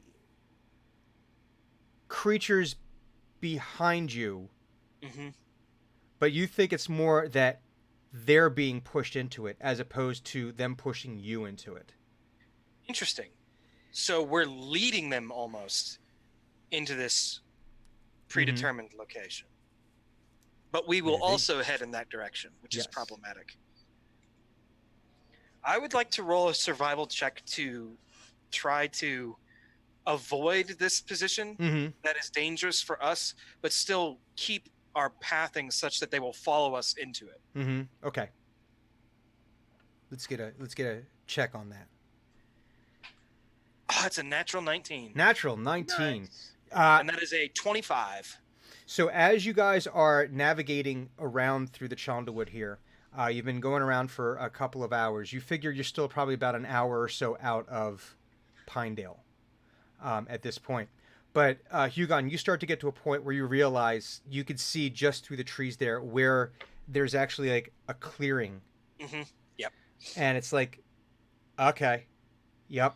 And you start looking around. Clearings are where soldiers go to die. And you can look and you can see there's. So I don't want to go there. There's actually some very well built blinds. You could see in this area. So whatever's going to get funneled into this area is going to get.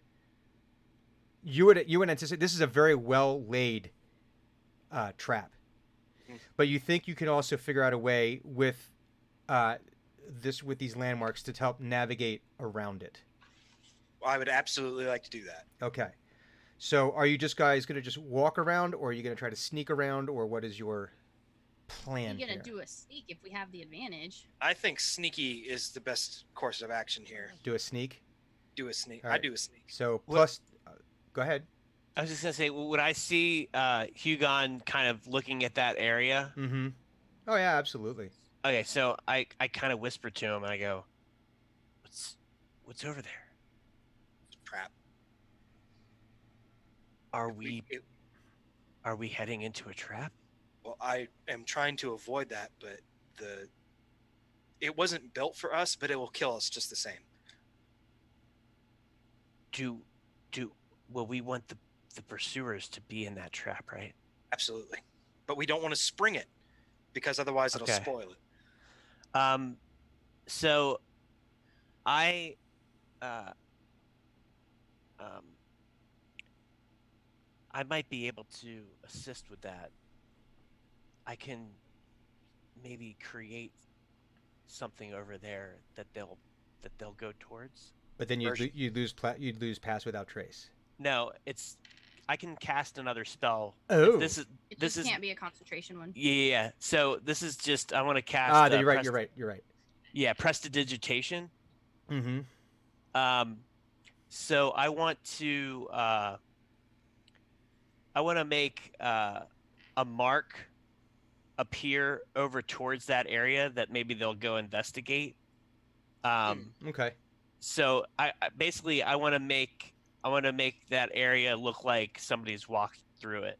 Okay. So you're gonna create some tracks almost. Yeah. Okay. So I cast prestidigitation over Mhm. towards where he's looking. Mm-hmm. Towards the blind area, but I can't really see that because my perception wasn't enough. So I kind of go, well, I see where he's looking, Mm-hmm. so I cast that over there, Okay. and I say we can try and sneak around Yeah, let's do it. using this spell that I've created around So us. let us do a sneak check. Sneaky. Wah! A sneak check. Do a snack. Blah blah blah blah blah. Wah, blah, blah, blah. Nice. So We're that adding is 10 to this? Yes, Yeah. plus 10, plus whatever your normal bonus is. all right. I got a 38. Jesus Christ. Jesus, God in heaven. 30. A 30? I got a 30. 30? I got a 21. 20. I need you to Wow. appreciate Thunic? that. Very low. Thunic? It's pretty good. Rolled a 4. I have a -2, so that's 12. I'm out of inspiration. Our big boy. It's okay. Our big, loud capybara. He's very large. He's not used to sneaking. Eno He's and our large, precious boy, and he is not stealthy. Eno and Dren just disappear into the shadows. I am the knight. What was that? What was that woman's name? Oh, Jesus. That woman's name. Cohan That and is oddly Cambria? specifically not. No, it's No, Coheed and Cambria. Cohan's sister. The Oh, rogue, oh, Lorelissa. Laura Lissa. Yeah. Fielderson would be Laura Lissa. proud. Yes. And Hugon, you do a pretty good job of sneaking with all the armor on. You know, you're With pretty. all the armor and anger. Yeah, you're able to move quietly. Thunuk, you're able to move quietly enough. You're able to move from tree to tree, without gathering. Hide behind a sapling. I'm hidden.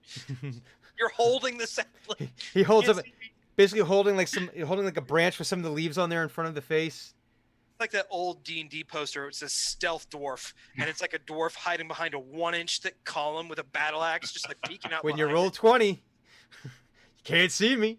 So you're able to move stealthily enough, and as you start circumnavigating around this, you can see what looks to be,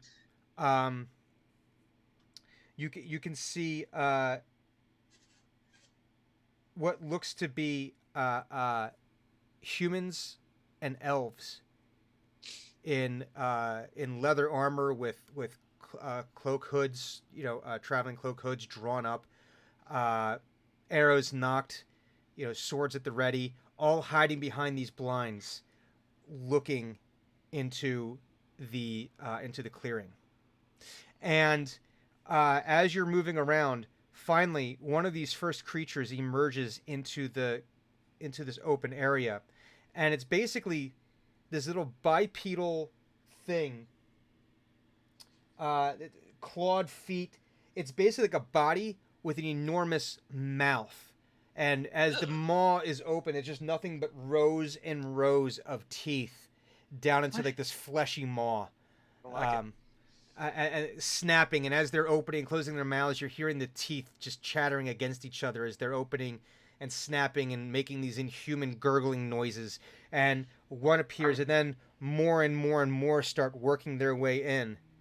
And Are then these Langoliers? These sound like No, Langoliers. don't talk about the Langoliers. I love Langoliers. I don't. Stop. I don't want to talk about creatures that eat the past. Eat the universe. Nope. and they and as they come in, you hear someone, this male voice yell, now, and then the blinds drop, and then this hail of arrows comes soaring in and taking out dozens of these creatures. They just drop, and it looks like this black oily substance is leaking out of them as the arrows pierce, and more and more of these things come in. Then this large another kind of creature that you've never even seen before, that has 5 arms coming out at odd angles all around its torso. That in these arms end in these enormous like hooked talons, almost the size of a scythe. Oh And- shit! It's a chaos beast. And it comes rambling in here and starts trying to go after. It starts attacking the various archers. It's moving very quickly. It's starting to take the archers out. When one of the humans in finer armor comes out of from behind one of the trees with this enormous sword drawn and begins doing battle with this creature. You know what I just realized? We never gave the Samine back his weapons. That's right. We still have them. We still have them. Oh yeah. But does it? Okay. Does it Oh, look on like? what doesn't exist yet? I'm sorry, say what? Does it look like this human with the sword is winning? Yes. Like winning like handily, or winning like kind of needs help?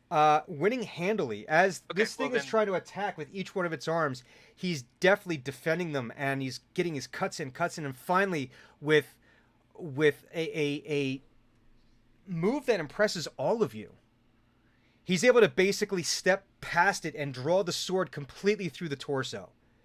It's like This is not like a blunt, two-handed greatsword. This is a very sharp weapon. it's like watching a samurai movie where where they Right. basically do where they just basically step past, and there's like I this pressure blood.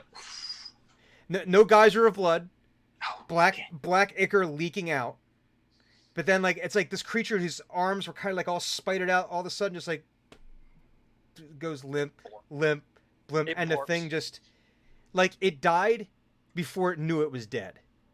It took a second for like everything to catch up, and as it's happening, you see the human like do the basically shakes swings this blood off the sword, wipes it on his livery, and sheathes his sword again, and basically hear him start calling out commands, and he says, "All right, reset. We have more that we need to take care of. This was only the first." Hugon,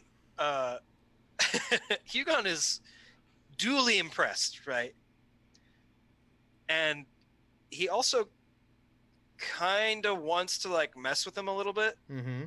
just because he got the once over on them with stealth and saw their trap. Is it possible for him to like get into one of the blinds? Certainly try. I'm gonna give it a shot. What is that? Athletics? Yeah. You want me to roll stealth and athletics? Yeah, athletics, yeah. Okay. And Drenmai, give me a history check. Oh boy. Okay, it's not as bad as I thought. That's a jack Uh, die. That's a dirty 20. Dirty 20. I've got a 17 to get into that tree blind. Okay. So, Hugon, you start climbing up into the blind. Drenmai, you recognize the human. Do I like it? You do like it. I like you. Okay. This is Who is it? This is you recognize him as Tiberius Balthazar. Oh, Ah, Stevie! It's the noble from Waterdeep that led the first successful expedition into the Chandlewood and was able to establish Pinedale. His keep is the one that you got where you operate your training grounds now, where you had breakfast the previous morning. This is you do recognize Tiberius Balthazar from his livery. Very handsome man, very chiseled, older. Kind of you can see he's kind of got he's got a few days growth on there. It looks like he's been out in the wild for a couple of days. Were we talking comic book Lantern Jaw here, or more like Kirk Left Douglas? field, left field. more like or- Kirk Douglas, more like Okay. Bruce Campbell, Kirk Douglas. Very strong It's jawline. super chin. It's a He's- quality chin. This is an objective. Icebreaker. Yeah, this is an objectively handsome man, but he's got you can see there's a kindness in his eyes, and the way that How far is he from me? probably 30, 40 feet. Okay. And you can see as he goes around after he gets done with the fell beast, he he starts talking to you can see he's actually having conversations with all of his men. He goes and he checks on the ones that were wounded by this last creature. He's having good conversation. He's actually, are you okay? All right, fall back to the camp. And he's actually taking. You can see he's taking a lot of care in his charges.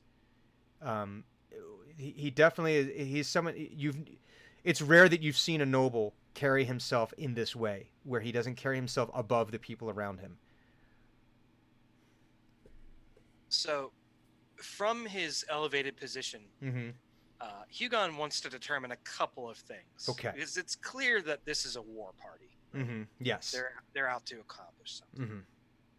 First thing he wants to determine is, actually, what he'll do is he'll kind of like go down the line Mm-hmm. and figure out like if this is a peasant militia or if these are trained soldiers. They are trained. Okay, so he can tell that As immediately. you see Dren walking by Hugon, Tybee! Yeah, you can immediately tell that these are trained Okay. soldiers. Is the quality of their weaponry and armor such that it looks like a house military, like a noble's military, or is it more of a sort of slap together kind of grab what you can, use what you can, Perception. or does it looks okay? Perceive, will you? I have a 22 on that. You could see that while this gear has seen its fair share of battles, it has dings Mm-hmm. and dents. This is well maintained equipment. It's what one would call castle forged. Yeah, this is not stuff that they just sort of found along the way. They're using well maintained bows, and they're doing well maintained swords. These are people that know what their business and they know how to go about their business. Right. So, and the last thing he wants to determine is sort of a measure of their desperation, and how he's going to determine that is, what are they doing with the wounded? Mm-hmm. What are they doing with the spent arrows? Mm-hmm. And what are they doing to, like, are they breaking camp, so to speak, or are they just abandoning this blind?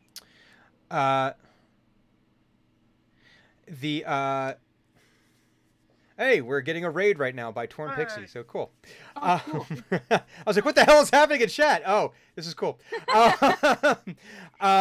So, Don't get distracted. We're playing. Dad. sorry, I'm sorry. I saw something shiny. Get it? Anyways, words. Okay. So give me a perception check.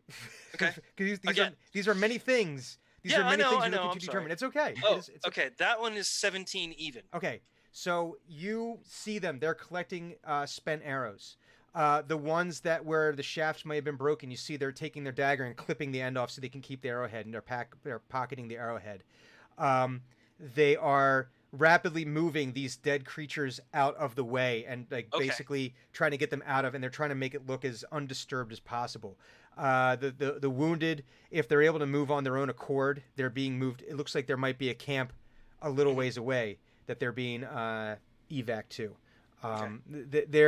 These are, as best you can tell, they've seen several battles. There are a little battle weary. This is not their first or second night out in the wild, but you're not sensing true desperation, just steely determination.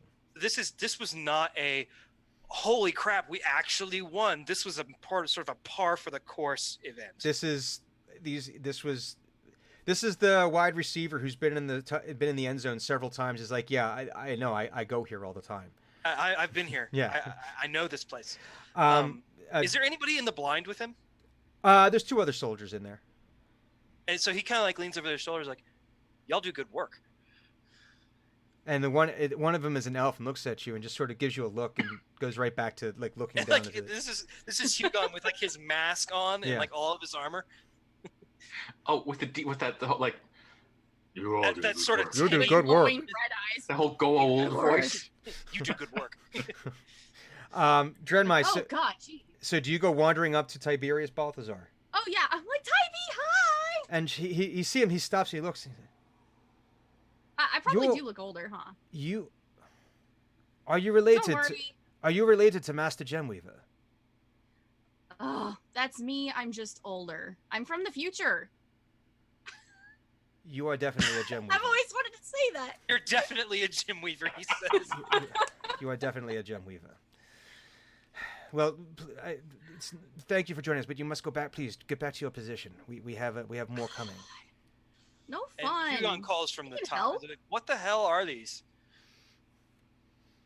And the elf next to you, this woman just turns to you and goes, "These are the unseelie fae. These are the wretched." Oh. So, Cold Iron?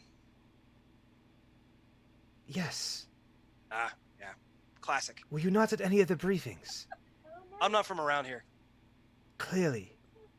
Or from here. Any, not from around where?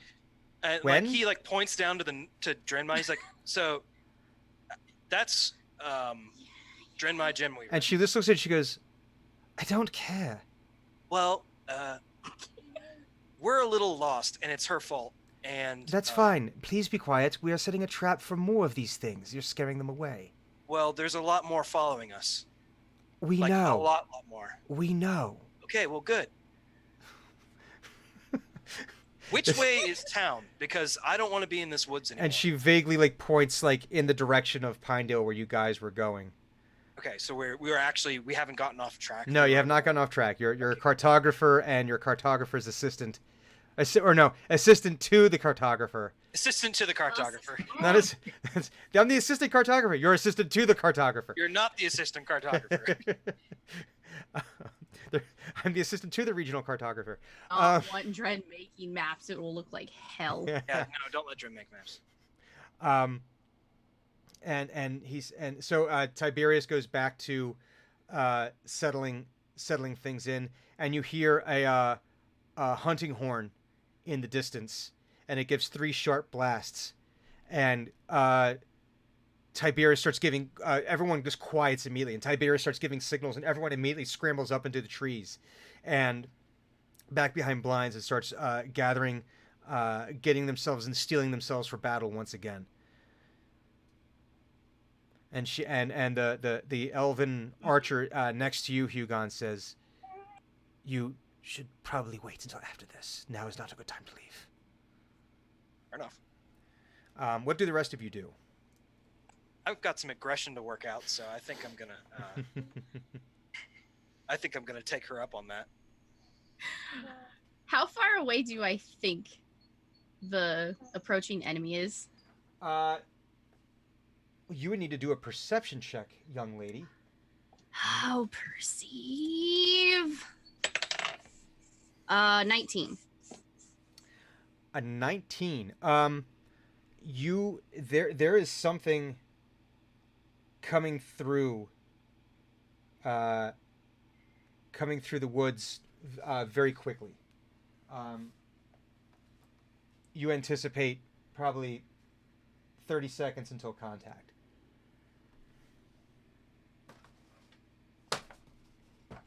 I want to use my super. Oh no! Oh God. Oh no! Oh no. Oh God. Okay. Oh boy! What are you planning, Miss Gemweaver? I kind of want to combo it with my shatter. So we're in a foresty area, Yes, and you I are. kind of want to do my best to like dominoes the trees. Oh God. Okay. All right. So to what end? What is the end? But what's the point? Yeah. What is? I want to smush them all. Oh God. You want to Anything that's approaching, I'm gonna do it out from me, and I just want it to radiate. I'm gonna shatter the earth so that way I'm breaking all the roots in the trees and the tree trunks and everything, and I just want them all to domino. And I want to smush. I do a smush, You're gonna but do a very smush. dramatic, large smush. Okay. A great deal of smush for such a small body. There. Listen. Smush happens. Smush happens. It does. Um. Be aware that smush does occur. Okay. So let's get a roll on the. Okay. Come on, Arcana.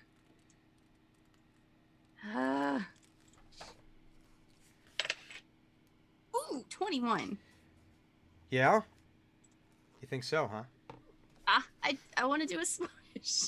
So is this to attack the trees, and then the super is going to be the aftermath of this? My super, because I want to like use shatter to initiate things. Okay. And then I want my super to basically domino it, but I want the trees to not just fall at normal. I want it to be with force. I Okay. want the trees to go from this to this Okay. and go. All right. So let me get a. So that was for your. So the D20 we just rolled, was that for your chaotic Nutella, or was that for just the shatter to see if that worked? Let's see. For shatter, I have to.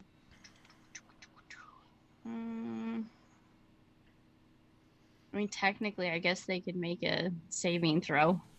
The trees. But that's why I wanted to super it. Well, the tree. Yeah, the trees could make a con. Hang on, let me saving check. throw. No, they failed their saving throw. Okay. All right. So now let's do your chaotic Nutella roll. Okay. That's just a straight D20. Okay. 18. 18. 18. All right. Okay. I want to do a smush. So I commence the smush. describe to me again how the shatter looks coming from Dren's lantern.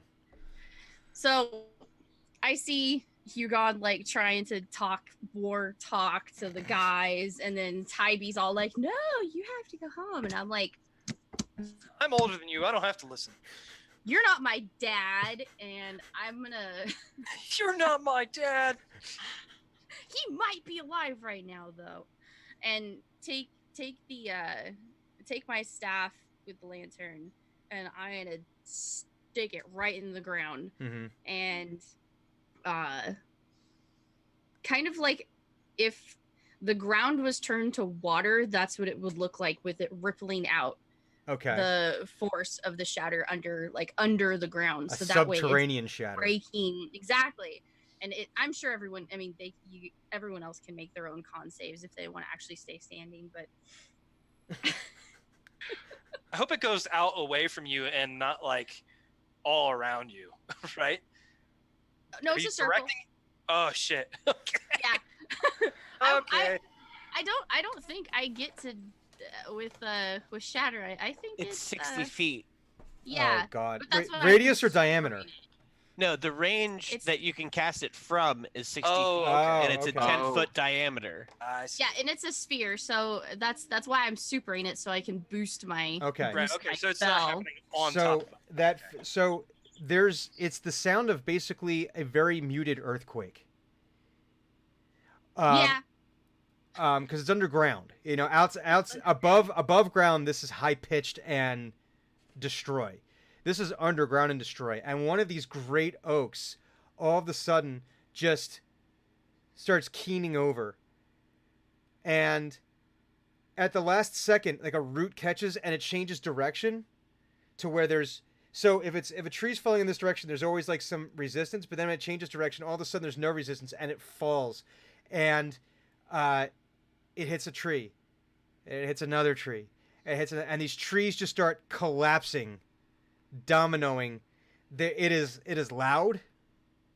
It is Lots of snapping sounds. lots of snapping sounds of trees, these great, enormous trees uh, falling to the ground. And um, and uh, you start to hear strange cries and yelps coming from the forest as these trees are collapsing and creating whatever damage that they do. Um, and it keeps on going. But as this happens, um, several gnolls start working their way into this clearing. And along with these gnolls, so you've got a couple, or you got three or four gnolls of average size.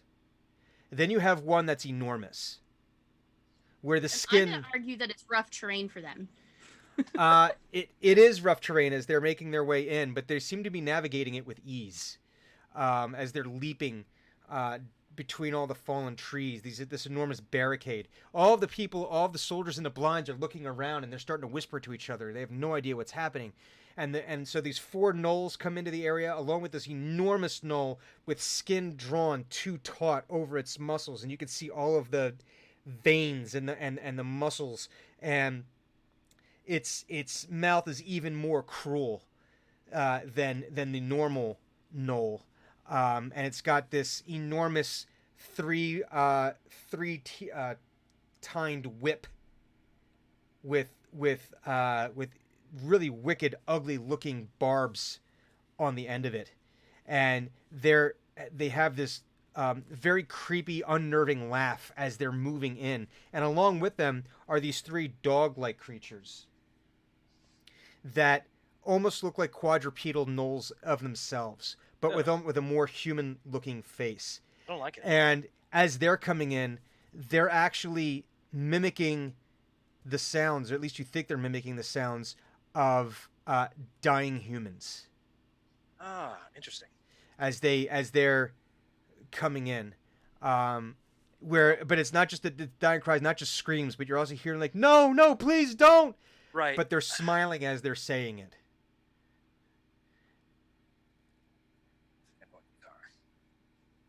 know what? Hugon doesn't, but I think I do. I suppose we've spoiled the ambush. A bit. Yes, a bit. Because as they come in, they start firing arrows up into the trees. Yeah. And you can see arrows are starting to rain down, and Balthazar draws his sword and enters, and he looks like he's about to do battle with the bigger of the gnolls. And you hear another voice call from the darkness. You hear, "Clear the area!" And very quickly, any of the soldiers that were in this area quickly just scatter out of this area. And it seems as though a cloud almost passes from in front of the moon. And the entire area that these gnolls and creatures are in lights up as the moon passes overhead. And immediately burns start erupting on the gnolls. And then you hear Balthazar yell, "Roos!" And arrows start flying into all the gnolls, into these creatures. And then as this is happening, another figure steps into from the blinds. Another figure steps in to the clearing of the area here, and he's wearing full plate with the robes of Timora strapped over it, an enormous halberd. And you would swear you were looking at Hugon Valander,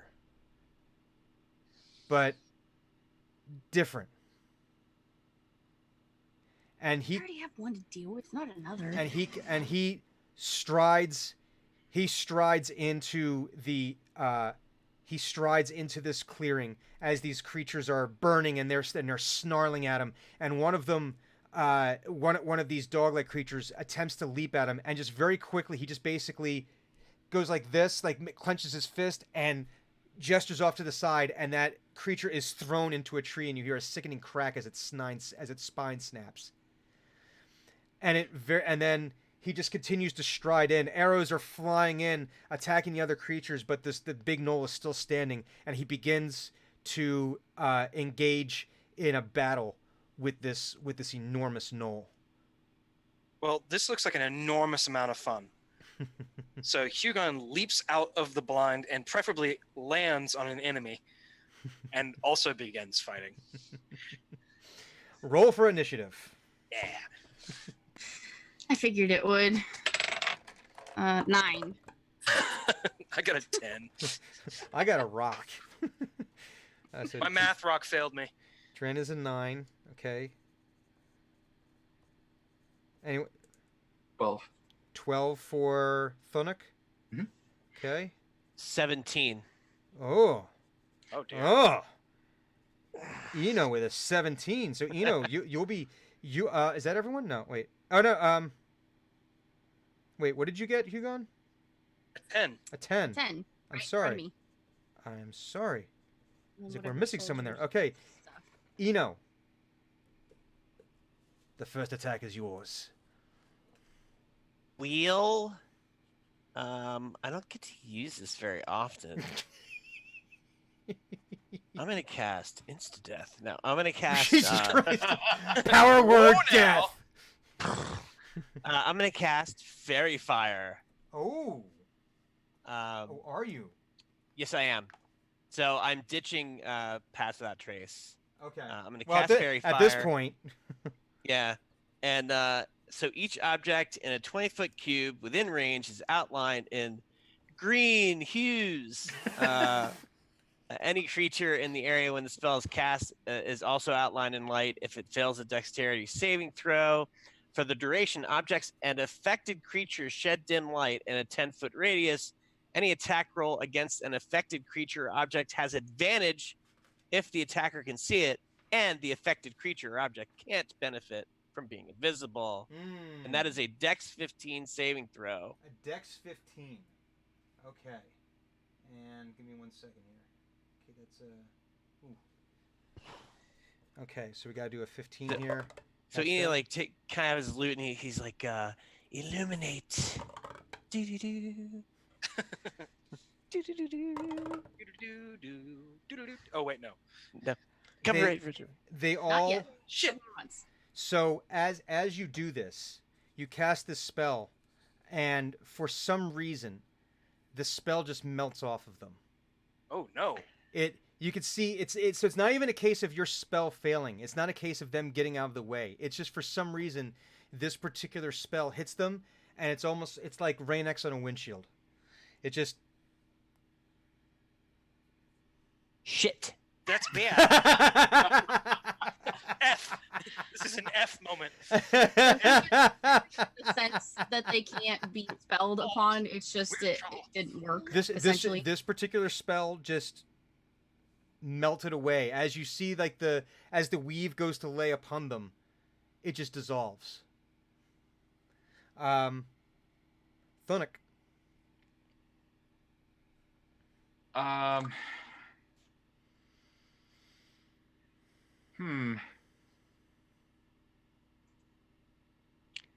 He hasn't done this in a bit, and this is his. Wait. Ooh. Yeah. I forget that clerics, like spell casting, and since this is my first spellcaster ever, can work like different levels every so often. Mhm. Last time we played, I just happened to remember all that. I forgot this time, and yeah. So, guiding bolt time. Yes, railgun cleric. It is time. I'm gonna cast it at 3rd level. Oh no.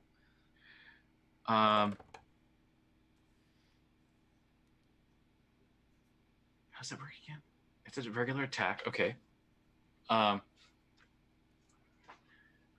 been doing all of these just for like it happens spells. So give me a moment. This thing that I do, it happens. But no, it happens. All right. So this is a spell attack roll Mhm. against the very large, very scary, maybe a gnoll. Yeah. Some kind of null. Okay. Come on, don't suck. Don't suck. Is it like an attack roll basically? Yeah, it's a spell attack, which is modifier +7 and has a 19. Nice That roll. hits. Nice. See, you saved up your good rolls for the end here. Oh, thank goodness! Apparently. All right, let's get some damage, and then we'll do damage, and then you can describe. We can add a little flavor to this. Where did you go? I had it open to look at how it works. Okay, there. Thank God for D&D Beyond. Yes. And thank goodness for the AI dice bag having 4 d6s in it, because this is a 66 situation. Oh, Nice. nice. Listen to that.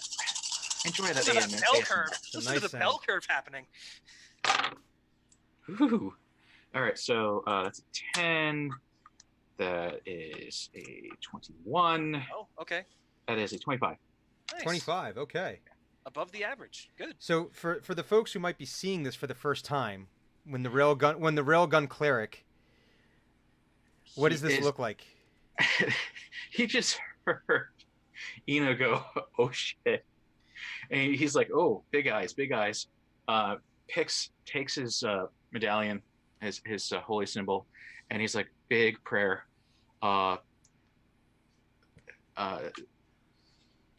Summer, winter, spring, fall. Please help! Please help! Please help! Please help! Please help! Please help!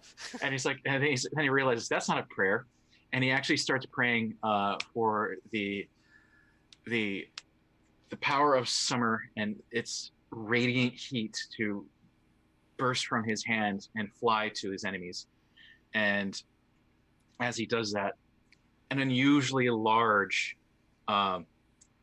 unusually pointed hummingbird appears at his hand. Pointier than usual, larger than usual, and radiating in rainbow flame.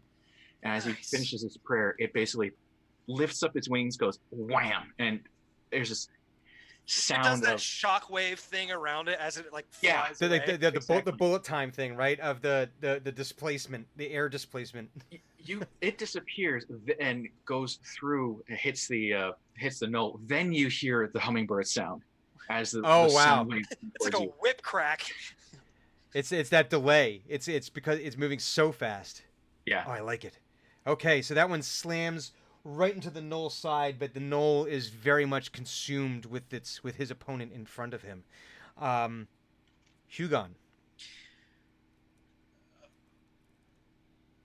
Everybody else has done their special stuff today, and I want to too. I want to be special. I feel left out. I want to be special too.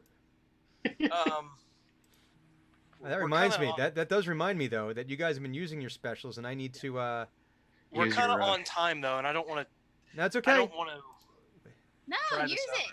We've never seen your special. I would like to see your special. Yeah, we have. Have we? It's I been a minute. intimidated a dragon with it. Oh yeah, It's been a minute. Yeah, it has been a minute. Wow. Okay, so do you want me to roll first and then describe it? Yes, please. Okay, so I'm rolling intimidate. Is that correct? Yep. Okay. And we're gonna take your special away here, and I'm gonna. Look at all those evil dice you have. I haven't cashed them in yet. I know, and I'm I deeply feel like worried. they should expire. No, he's just been banking and banking and banking. They're and waiting. past their use by date. What is a 20 even? Oh, nice. Okay. So Hugon has leapt from the blind and has hit the ground, Mm-hmm. and he has a lot of very conflicting emotions about things right now. And He's 'cause happy, he's sad. He's 200 years in the past, which he doesn't know yet. Mm-hmm. Dren has just caused some fuckery, and now he's in a new place again, and like, you know, who knows how much time passed this time. So he's very, very upset by that. He's encountered ostensibly his ancestor, Mm-hmm. which is problematic because the last two times that's happened, they've fought to the death. He's just in a weird spot, and the only way he knows how to respond to this is with wrath. So Hugon summons his armor, and then as he is approaching this fight, it's like the heat is being sucked from the clearing and into him. So he's walking, and the grass is cracking with frost as all of the heat is just collapsing on him, sort of like the formation of a star. And his weapon and armor begin to glow red hot. And the mask just becomes this forge hot slab of metal with the eyes. And I don't even know if he can say anything. He's so just full of anger that it's almost impossible for him to do anything but breathe. And as he breathes, like little gouts of flame are coming out of the mouth of his mask. And he just sets his glance on the big knoll and heads straight for it. Okay. So what did we say the effects were of this? I don't know. They're completely up to you. Oh, that's right. I'm the dungeon master. Yeah, well, I mean, like that's also how you say it works.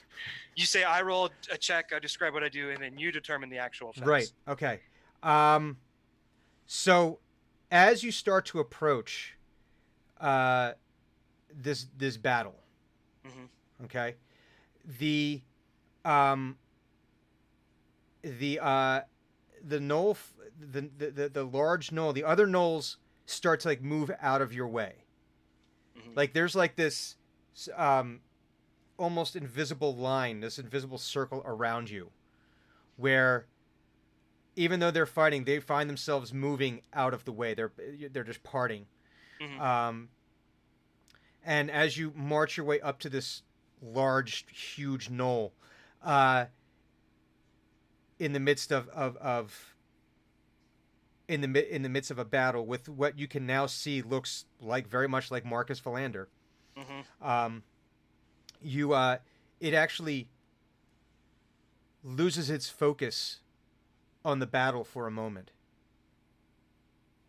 And that moment is all that Marcus Philander needs. So as the Flind turns, because it already got nailed by Thunuk, right? He got hit with this. Oh yeah, thing. Got smacked by a railgun. Yeah, he's been taking damage from this moonbeam thing, and he all of a sudden he like turns, and for whatever reason, there's this brief, ever so brief moment of fear in this Knoll's eyes. And in your experience, you have not seen this before. But it's that moment is the only moment that Marcus Philander needs. For he takes his halberd and plants the end into the ground with the blade pointed up towards the knoll. And he reaches up and grabs the Flind by the bony armor around his chest and just yanks him forward, face first, onto the end of his planted halberd. Good job, Grandpa. That's a very Grandpa. The blade just smoothly just whoosh, right through the back of the head, and there's this moment of twitching and anger and hate from the Knoll Flind as it has a brief consideration of attempting to of thinking of killing Marcus Philander. But then it gives up the ghost. And the arms go slack, and it just slides a little bit more. And Marcus Philander is still holding on to the end of this halberd with the knoll hanging from the end of it. And he doesn't seem to budge at all. You can see now under his armor, even with all this armor on, that he is just solid muscle. This is your grandfather in his prime. He is young. Yeah. He is. This has implications that are deeply problematic. Yeah. And as he turns and looks at you and he gives you like a nod of approval, that white flash comes back. Oh, damn it! And the sound, that thin sound I, comes back. And you can see it's now emanating directly from Dren's lantern, from that gem that she had placed on there. And you feel this tug on all of your bodies again. Freaking time, Jim. And just yanked completely out. Well, before from- he goes, Hugon points his halberd, this like flaming halberd Mhm. at Marcus and says, "Stay alive." and yanked away. And that is where we will end our game this evening. I am a Time Lord. You and your freaking time, Jim. I'm a Jedi. I'm a Time Lord. I I'm all of rebuke these all of things. All I these have acquired so much power. I am also a super She's gone mad with the power she's gathered. Oh, but she seems to be rapidly aging into dust. Oh, Hey, so guys, thank you for playing Dungeons and Dragons with me this week. We're gonna take a brief break so we can just make sure that we're all on the right path for our future selves, and we will come back with table talk. Thank you to all of the people who joined us this evening. yes, thank you so much. Thank It's you, fantastic. Torn Pixie. Thank you for the raid. Thank you for coming over. It's great to have you here. I can't wait until you guys start your stream because we want to check out the game you guys are playing. Yes, I'm curious about this. Whoever Purple Monkey Robots is in chat, you need to go to word jail. Hey, wait a second. Oh, wait a minute. Oh yeah, he should Oh. go. That guy. Oh, wait, thank- that's me. Oh, no. We picked up some new follows today, guys. Thank you very much for following us. We are very, very grateful. As you can see at the bottom of the screen, at our July 14th game, it's gonna be Happy Franchise Day. It celebrates It no is. anniversary. It's just that this is what we do for happy franchises, and we're gonna be giving away some really cool stuff, and we'll talk about some of that after the break. But we're going to do our little BRB thing, and then we'll come back with some table talk. So, everybody, please stay tuned. We'd love to. And if you have any questions, please feel free to throw them into the chat. We'll get to you momentarily.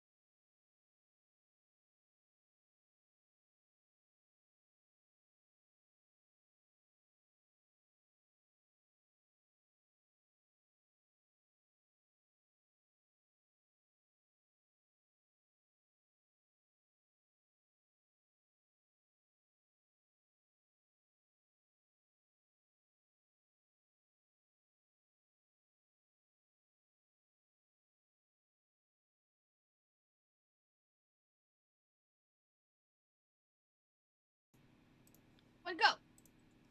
Hey, we are back with some table talk. We're talking about tables. We are talking, well, and their construction. and what I could, am actually making a table, so I am all down for talking about tables. we could have an entire chat just about the maker talk. But we could. We literally could. and we were actually just talking about what goes on tables, mugs, and we were looking at Clue's mug of the week. Yes. Board games go on tables. My mug. Board games go on. This is true. Dice go on tables. We've determined that Yvonne has some trash dice. Yes. Ooh. Which is a shame because they have served me well for 20 years. Maybe No, maybe they need a vacation. Actually, one of them has served me for since 1995.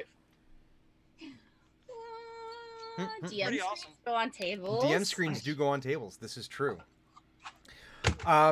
Cool. So let us see.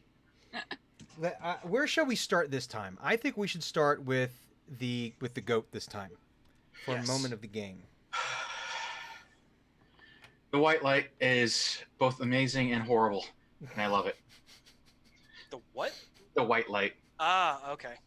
It is taking us from where we are to where we probably should never have been. I'm like, I have no idea now. Are we? This is a whole chicken and the egg thing. Are we the Big Bang? Yeah. Did we- See, I was thinking the same thing. It's very strange. Yeah. And yeah, I'm very confused. But yeah, I love that. Let us proceed in a clockwise fashion. A clockwise fashion. That Yes. means it's my turn. It does mean it's your turn. In theory. In theory. Well, we don't know. Time's all out of whack. Exactly. It's all timey but wimey, wibbly It's all wobbly. timey wibbly wobbly because it's Drin's fault. I liked the whole sort of transportation into like the conceptual beginning of something. That was really fun because like Eno had his amazing music that he was doing. Drenmai had her like incredible like demagnetize the magnet thing or Reverse change the polarity. Reverse the Yeah. polarity. That was really cool, and like just like describing all like it's really hard to engage players with something they can't see or touch to begin with in an RPG, and then to like layer on your characters can neither see or touch this thing that they are doing. It's very But it meta. still worked amazing. But like Eno had his cool thing, Drin had her cool thing, Thanuk had his growy tree thing, which was awesome. Which all that was cool, and then Hugon was like, "I'm gonna shout at the end. I'm gonna I yell don't know at what it. to do. I'm gonna be angry at it. I'm gonna Maybe yell it'll at work. it. I'm gonna yell at it." And you had to think, it was like, why is this infant insect screaming at me? Was probably going through that other creature's head.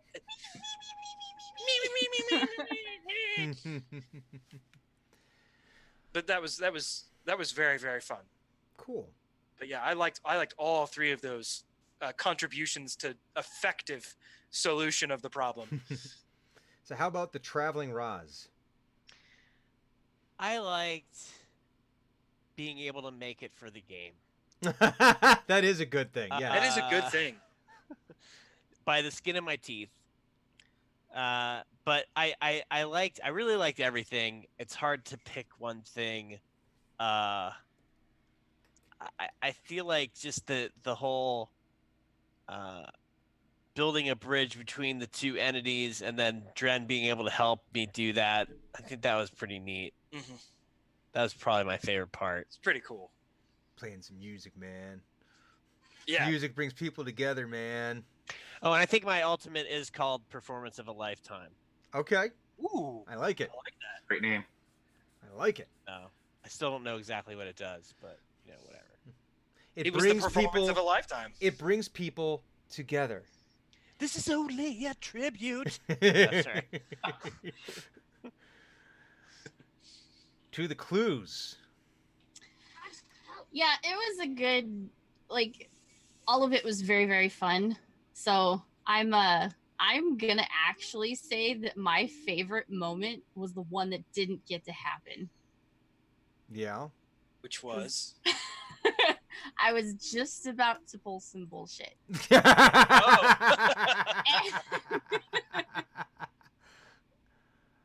And it was gonna tie into, because I haven't used this particular thing yet, and I've been saving it because I want it to, because it's gonna be like very much a pushing forward of like my character's story. Mm-hmm. So I'm like, oh, is this gonna be the moment? And I was gonna bring it out, and it would be so apropos to do it in the past. So Uh-oh. you know, I'm, it's I'm sad, but also glad that it didn't happen. yeah, I know. So I'm just like, oh, okay. So I'm gonna save that some more and wait for another moment. I'm gonna let it fester. Let it breathe a little bit. Because I've had this thing for a while now. But When you say that, it makes me nervous. Antibiotics will clear that right up, though. I don't like it. I can't wait. I can't wait. I can wait. I can continue. I can absolutely wait. I can wait forever if need be. Hugon, I think Hugon and Thanook in particular, very much gonna hate it. Yeah. Oh. And I can't wait. Well, I mean, don't get yourself killed. Well. Oh, I won't. Oh, Jesus. Say that. What about you, DM? I think favorite moment was actually a very little one, but it was very funny. Was when Fairy Fire failed, and Roz, your reaction was just a shit. That is honestly one of the little ones. I think I just like that. It's obviously fun to have you guys play and mess around with the universe, and we'll have to see. That was pretty cool, What especially since I got to have flowers in my hair for no apparent reason. Yeah, There's and nothing flowers else still there, but flowers got to exist, Things happen. which I find hilarious. Spectral flowers. So Spectral flowers, or I tinker Her them to flowers, flowers. if anything, is to where flowers? Oh God. the flowers, the first flowers to ever The exist. first flowers ever. Oh, where flowers? Ah, What do they turn into? larger flowers. Larger, angrier flowers. Bloodthirsty daisies. Ugh. Could Do we it hit, be like some form of like Venus flytrap or like the pitcher plants where things just get sucked? but like, yeah, into an and active die? like an active pitcher plant, where Yeah. like it puts you into its maw. Yeah, it eats you. Is that a Pokemon? It might be. Victory Bell, Oh yeah. Oh God. Oh yeah, the pitcher plant. Jeez. pitcher plant. I don't know, JD know lady. What do you call a flower that can bring you back to life? Oh no. Oh God. I'm And this is going to be a delay too, since we're Yeah. I'm afraid. for all you podcast people. A reincarnation. Oh God. We're jail. We're jail. We're jail. Punjun. Put her in the For the pungent. pungent. She must be I love punished. Oh, my chest. Perfect. Do we have any old business to address before addressing any new Old business? business. Well, this is Robert's Rules of Order here. Old business first. Mm, I don't think so. No. I don't see any. We're Nope. generally Not that I can good think at of. like either forgetting or accomplishing things. Yeah. That's right, JD lady. You put yourself in word jail. Turn yourself in. You think about what you did. Wow, that's a bad one. Reincarnation. It's a great one. Let us be clear. That's great. Oh but it's yeah, it's painful. glorious. It's It's painful. just, it's pungent worthy. Oh God. So new business. We mentioned before. In 2 weeks' time, we will be doing a giveaway game. Next week we will not be doing that. I'm pretty sure we are playing next week. I know it is. It's no 4th of I'll July be is on here. Thursday. Yeah, I'll be here. We know that the North American bearded Roz may not be with us. May not be. So we're working on the assumption that he's not, and it's okay. It's perfectly fine. We will just steal all of his things, It's and he'll not have to fine. requisition. I had to have an outburst. I'm sorry. They're the tantrum. I mean, clearly had like the show of a lifetime. He probably needs like a breather. Yeah, He needs to rest. He needs a strong drink. he needs to bring himself back down to zero. You know. I need a dream sequence or something. But on the 14th, we will be doing some giveaways. Our own Dragon Forger. The clues there. The laser artificer. Laser Artificer. You've seen her work. If you've been to PAX Unplugged and met her, you've received the Shadow Council D6, possibly. Also, if you've ordered from me and you told me you're in the Shadow Council, I throw them all in all those orders too. These D6s. There you They go. grant you boons. And what's the website they can find your stuff at now? Drakenforge.com. Drakenforge.com. So make sure you check that out. But she'll have some dice to give away, and that's something you definitely want. Shadow Council set. Excellent. I'm going to have some books to give away from some of the authors that I've worked with. I've talked with Shami Stovall, and she has agreed to not only doing... Oh, shoot. Okay. She's agreed not only to do an audiobook, so you get to hear my pleasant voice narrating that. It's a good story. But she's also agreed to give away a physical copy of her book as I well. want one. Nice. Nightmare Arcanist by Shami Stovall. Now available through booksellers, available online through Amazon. And James Duval, who has written The Brightestry and The War of Embers, which is, and these are both the beginnings of series. Nightmare Arcanist is part of the Frith Chronicles. The War of Embers, I don't know if he has, he told me what the name of it is, and I forget, James, I'm really sorry, but that's actually going to be part of a series as well. And both are excellent world builders, but they're going to be able to give us some codes for some free books as well. And then if we come up with some other stuff to give away, if you have stuff you would like us to give away for you, we will gladly give your stuff away. I will probably have a whole bunch of shit. Yeah. Like curtains with the CT Acorn on them. There you go. Wait. There it is. I'm not joking. Not joking. Legit a thing. Because I needed fabric to test on. CT curtains. Is that on? CT curtain. There you go. It is on. There you go. Nice. Blind Cleric. giving that away, Blind by the way. Cleric might tell you that you're a good person. I might. You're You right. know? I might do that if He you will pay me let you $500. pet his bird. No. No, that's for pay. That's for $500. That's for pay. That That's gives you one $500 beer in hand touch. up front. Viking Goat might give you an able, or better yet, he'll give you some suggestions for good cheeses. Wait, how about we learn how to curse in Icelandic? Ooh, I like that a lot. That's not going to work because They're too nice and they don't curse in Iceland. They that's curse. It's just that I moved here when I was 12, so that prime family. cursing learning period was lost on me. Oh, that's to a me. shame. That's a lost opportunity. And Roz can what can we have Roz give away here? Roz can His song. huh? His presence, Personalized song. which is more than I sufficient love- for Exactly. any mortal Just you get to bask in the presence of Ross. of Roz, the purple monkey robot. Just not know that shirt, because I know don't wanna be that hacked. is more a gift than we could possibly ever hope to match. He'll give you some beard clippings if you're really lucky. My beard. No, see, he's the same way. No one gets it. So yeah, we're gonna have some cool stuff to give away in a couple of weeks. So tell your friends. You know, we'll because we're gonna be doing some cool stuff over the next couple of weeks. Well, we do cool stuff every week, but this is notable. The first episode where we've never actually had a conversation about food. Holy crap, we didn't. I know, which is why we actually accomplish things.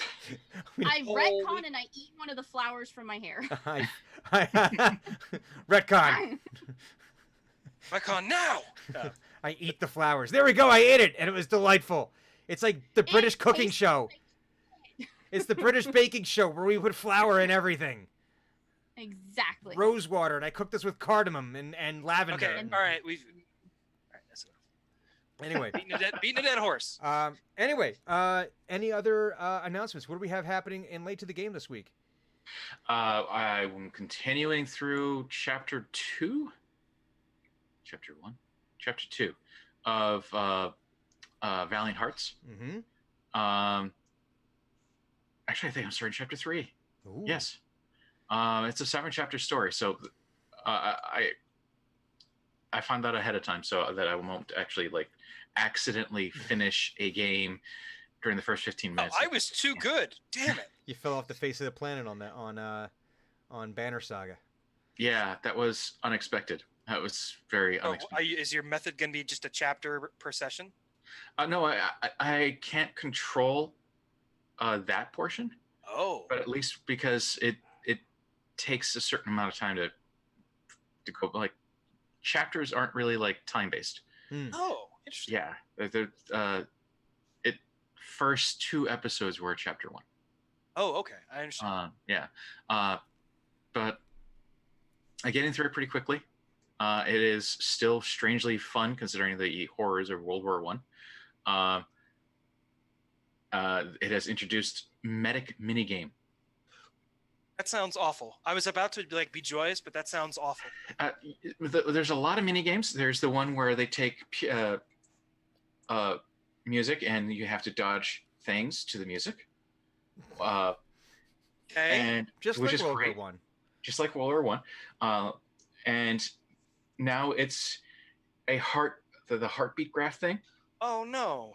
And as the sign comes up, it's got a couple of one or maybe two arrow key directions on it, and you have to hit the arrows as they hit the line. So it's Dance Dance Revolution for survival. Yes.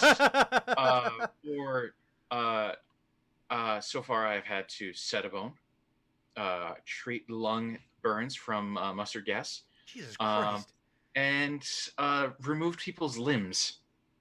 All as a rhythm game? All those are rhythm games. Jesus Christ. That's some twisted It's shit. dark right as there. hell. Yeah. Oh my god. That is dark as hell. But at the same time, it's like the art is beautiful. The characters are very well voiced. So it's basically like, this is really nice. But I just amputate this guy's leg. That's oof. Well, I'm glad they did that because much like how Hogan's Heroes showed us the little-known comedic side of World War II, it's good that we saw the influence of dance and rhythm on the horrors of World War One. It's, I guess. I mean, this dubious honor. Any recommendations from anyone this week for things they've watched, seen, read? The Good Omens series was fantastic. Yes, it was excellent. David Tennant, there's been talk of Emmy nomination. Oh yeah, really? Yeah. They're both, him and Martin Sheen are excellent in that. That was I don't particularly get to watch much of that. Saving it for just something like a plane trip that I have to take or something. I still want to watch it. I've been binging Outlander. My wife loves that show. That's I never knew it existed, and then I was like, oh, okay, cool, because I love historical things. Mm-hmm. So I'm like, I don't know. I think I'm on halfway through season 2. I think it's cool. I've never seen it. I've only heard her watching it, and from what I hear, they have the best sex life of anyone anywhere. They do. Just from what I can hear, it's like, oh, that's how that goes. Man, they did things different in Scotland back in the day. Fascinating. Turns the head one direction. She's a Turns the British head lady from the future, so she's progressive, I guess. I don't know. Yeah. Hey, listen, I'm not holding anyone. Mind. It's just I would not recommend watching Neon Genesis Evangelion all at once. Oh no! Because I did that. No, I did that. Probably a mistake. That was It's a an unhappy mistake. time. It was. I finished the series last night, and I got to the last couple episodes. And it was like, what the hell just happened? And then I watched End of Evangelion because that's like them revamping the ending, and that wasn't any better. I mean, no, it was artistically gorgeous. It is, but it's a mind trip. It's not good to watch that at 1:00 in the morning. Yeah, the circles that I used to run in terms of nerd shit, they always suggested when you wanted to be sad and be filled with angst, watch Neon Genesis. Yes. Yes. Oh, absolutely. And when you wanted to be very happy and filled with positivity, watch Gurren Lagann. Okay. I love Gurren Lagann so Man, much. yeah, imagine Neon Genesis Evangelion, but over I the could go top. downstairs. And I could go downstairs right now and get a Yoko figure that I have of her. no one's stopping you. What, you want me to go get it? Nah, we're almost done. We're almost done our table talk here. But we could look at it next week. We can look at your action figures next week. Roz, any recommendations? Eat your greens. Eat your Very important. Helps with pooping. Recommendation. It does. This is very important. Mm-hmm. It is an important part of Brussels sprouts. Key to long Are life. and garbage. happiness. Ugh. No, you're wrong. You shut your They're mouth. disgusting. Nope, Nope. wrong. They Much smell- like everything, you're wrong. They smell like feet. Nope. I can't smell them. Exactly. Oh well, that's why you like them. Yeah, they're delicious. Well, for you. So you don't like wine, but you'll eat Brussels I don't sprouts. like wine because it tastes like the bad part of fermenting something. Okay, then if I bring my blackberry wine to Unplugged, will you try it? Yeah, of course I'll try it. Okay. It's alcohol. Of course he'll try it. No, he speaks the truth. It's legitimately true. I will. I'll try it too. Yes, you can try it. I'll bring like a whole. Maybe I'll bring 2 bottles then. Okay. You should bring 2 bottles. Yeah. We can I'll bring listen. two. Because if you Ooh, create I'll something bring- that I enjoy. it's Yeah, gonna- because I do a blackberry version and I do a salmonberry version. Oh yes, make those happen. Which does not taste like the fish salmon. No, they do not taste like fish salmon. They just look like salmon eggs. They don't taste like it. Scupper. It's Okay, a wait. I have a sweet- suggestion here. Scuppernong. Scuppermong. It tastes like Welch's grape juice. Scuppernong. That sounds. Is that a? That sounds like it's something from the North Country. That sounds delicious, and I shall have some. Scuppernong. It kind of reminds me of Manischewitz. My grandfather drank that stuff. Ah, It was That grape sounds- juice with booze in it. pretty much. Yeah. Grape juice, booze. Well, that's Original place. that's the North Carolina. Well, I was close to the north part. That's what it's supposed to be. That's Almost what there. this was. A little bit of orange juice, raspberry vodka. Just to Would you like just it to cut taste it a like little fruit? No, I want it to taste like drunk. So, all right. Guys, that is the end of our time together for Team X this week. Team Xenagog will be back next week with an all-new episode, barring any kind of impending doom or all of our AT fields degenerating us into making us all goo. That's unpleasant. Probably. Where did that come from? I But watched Neon not Genesis impossible. Evangelion for like Okay, well- 6 hours straight, and this is all that's in my head right Thumbs now. down. I on know. that. I know. Yes. Like, Have a great time. We'll see you guys on the other Yeah. side, and come join us next week for more shenanigans. Bye. Bye.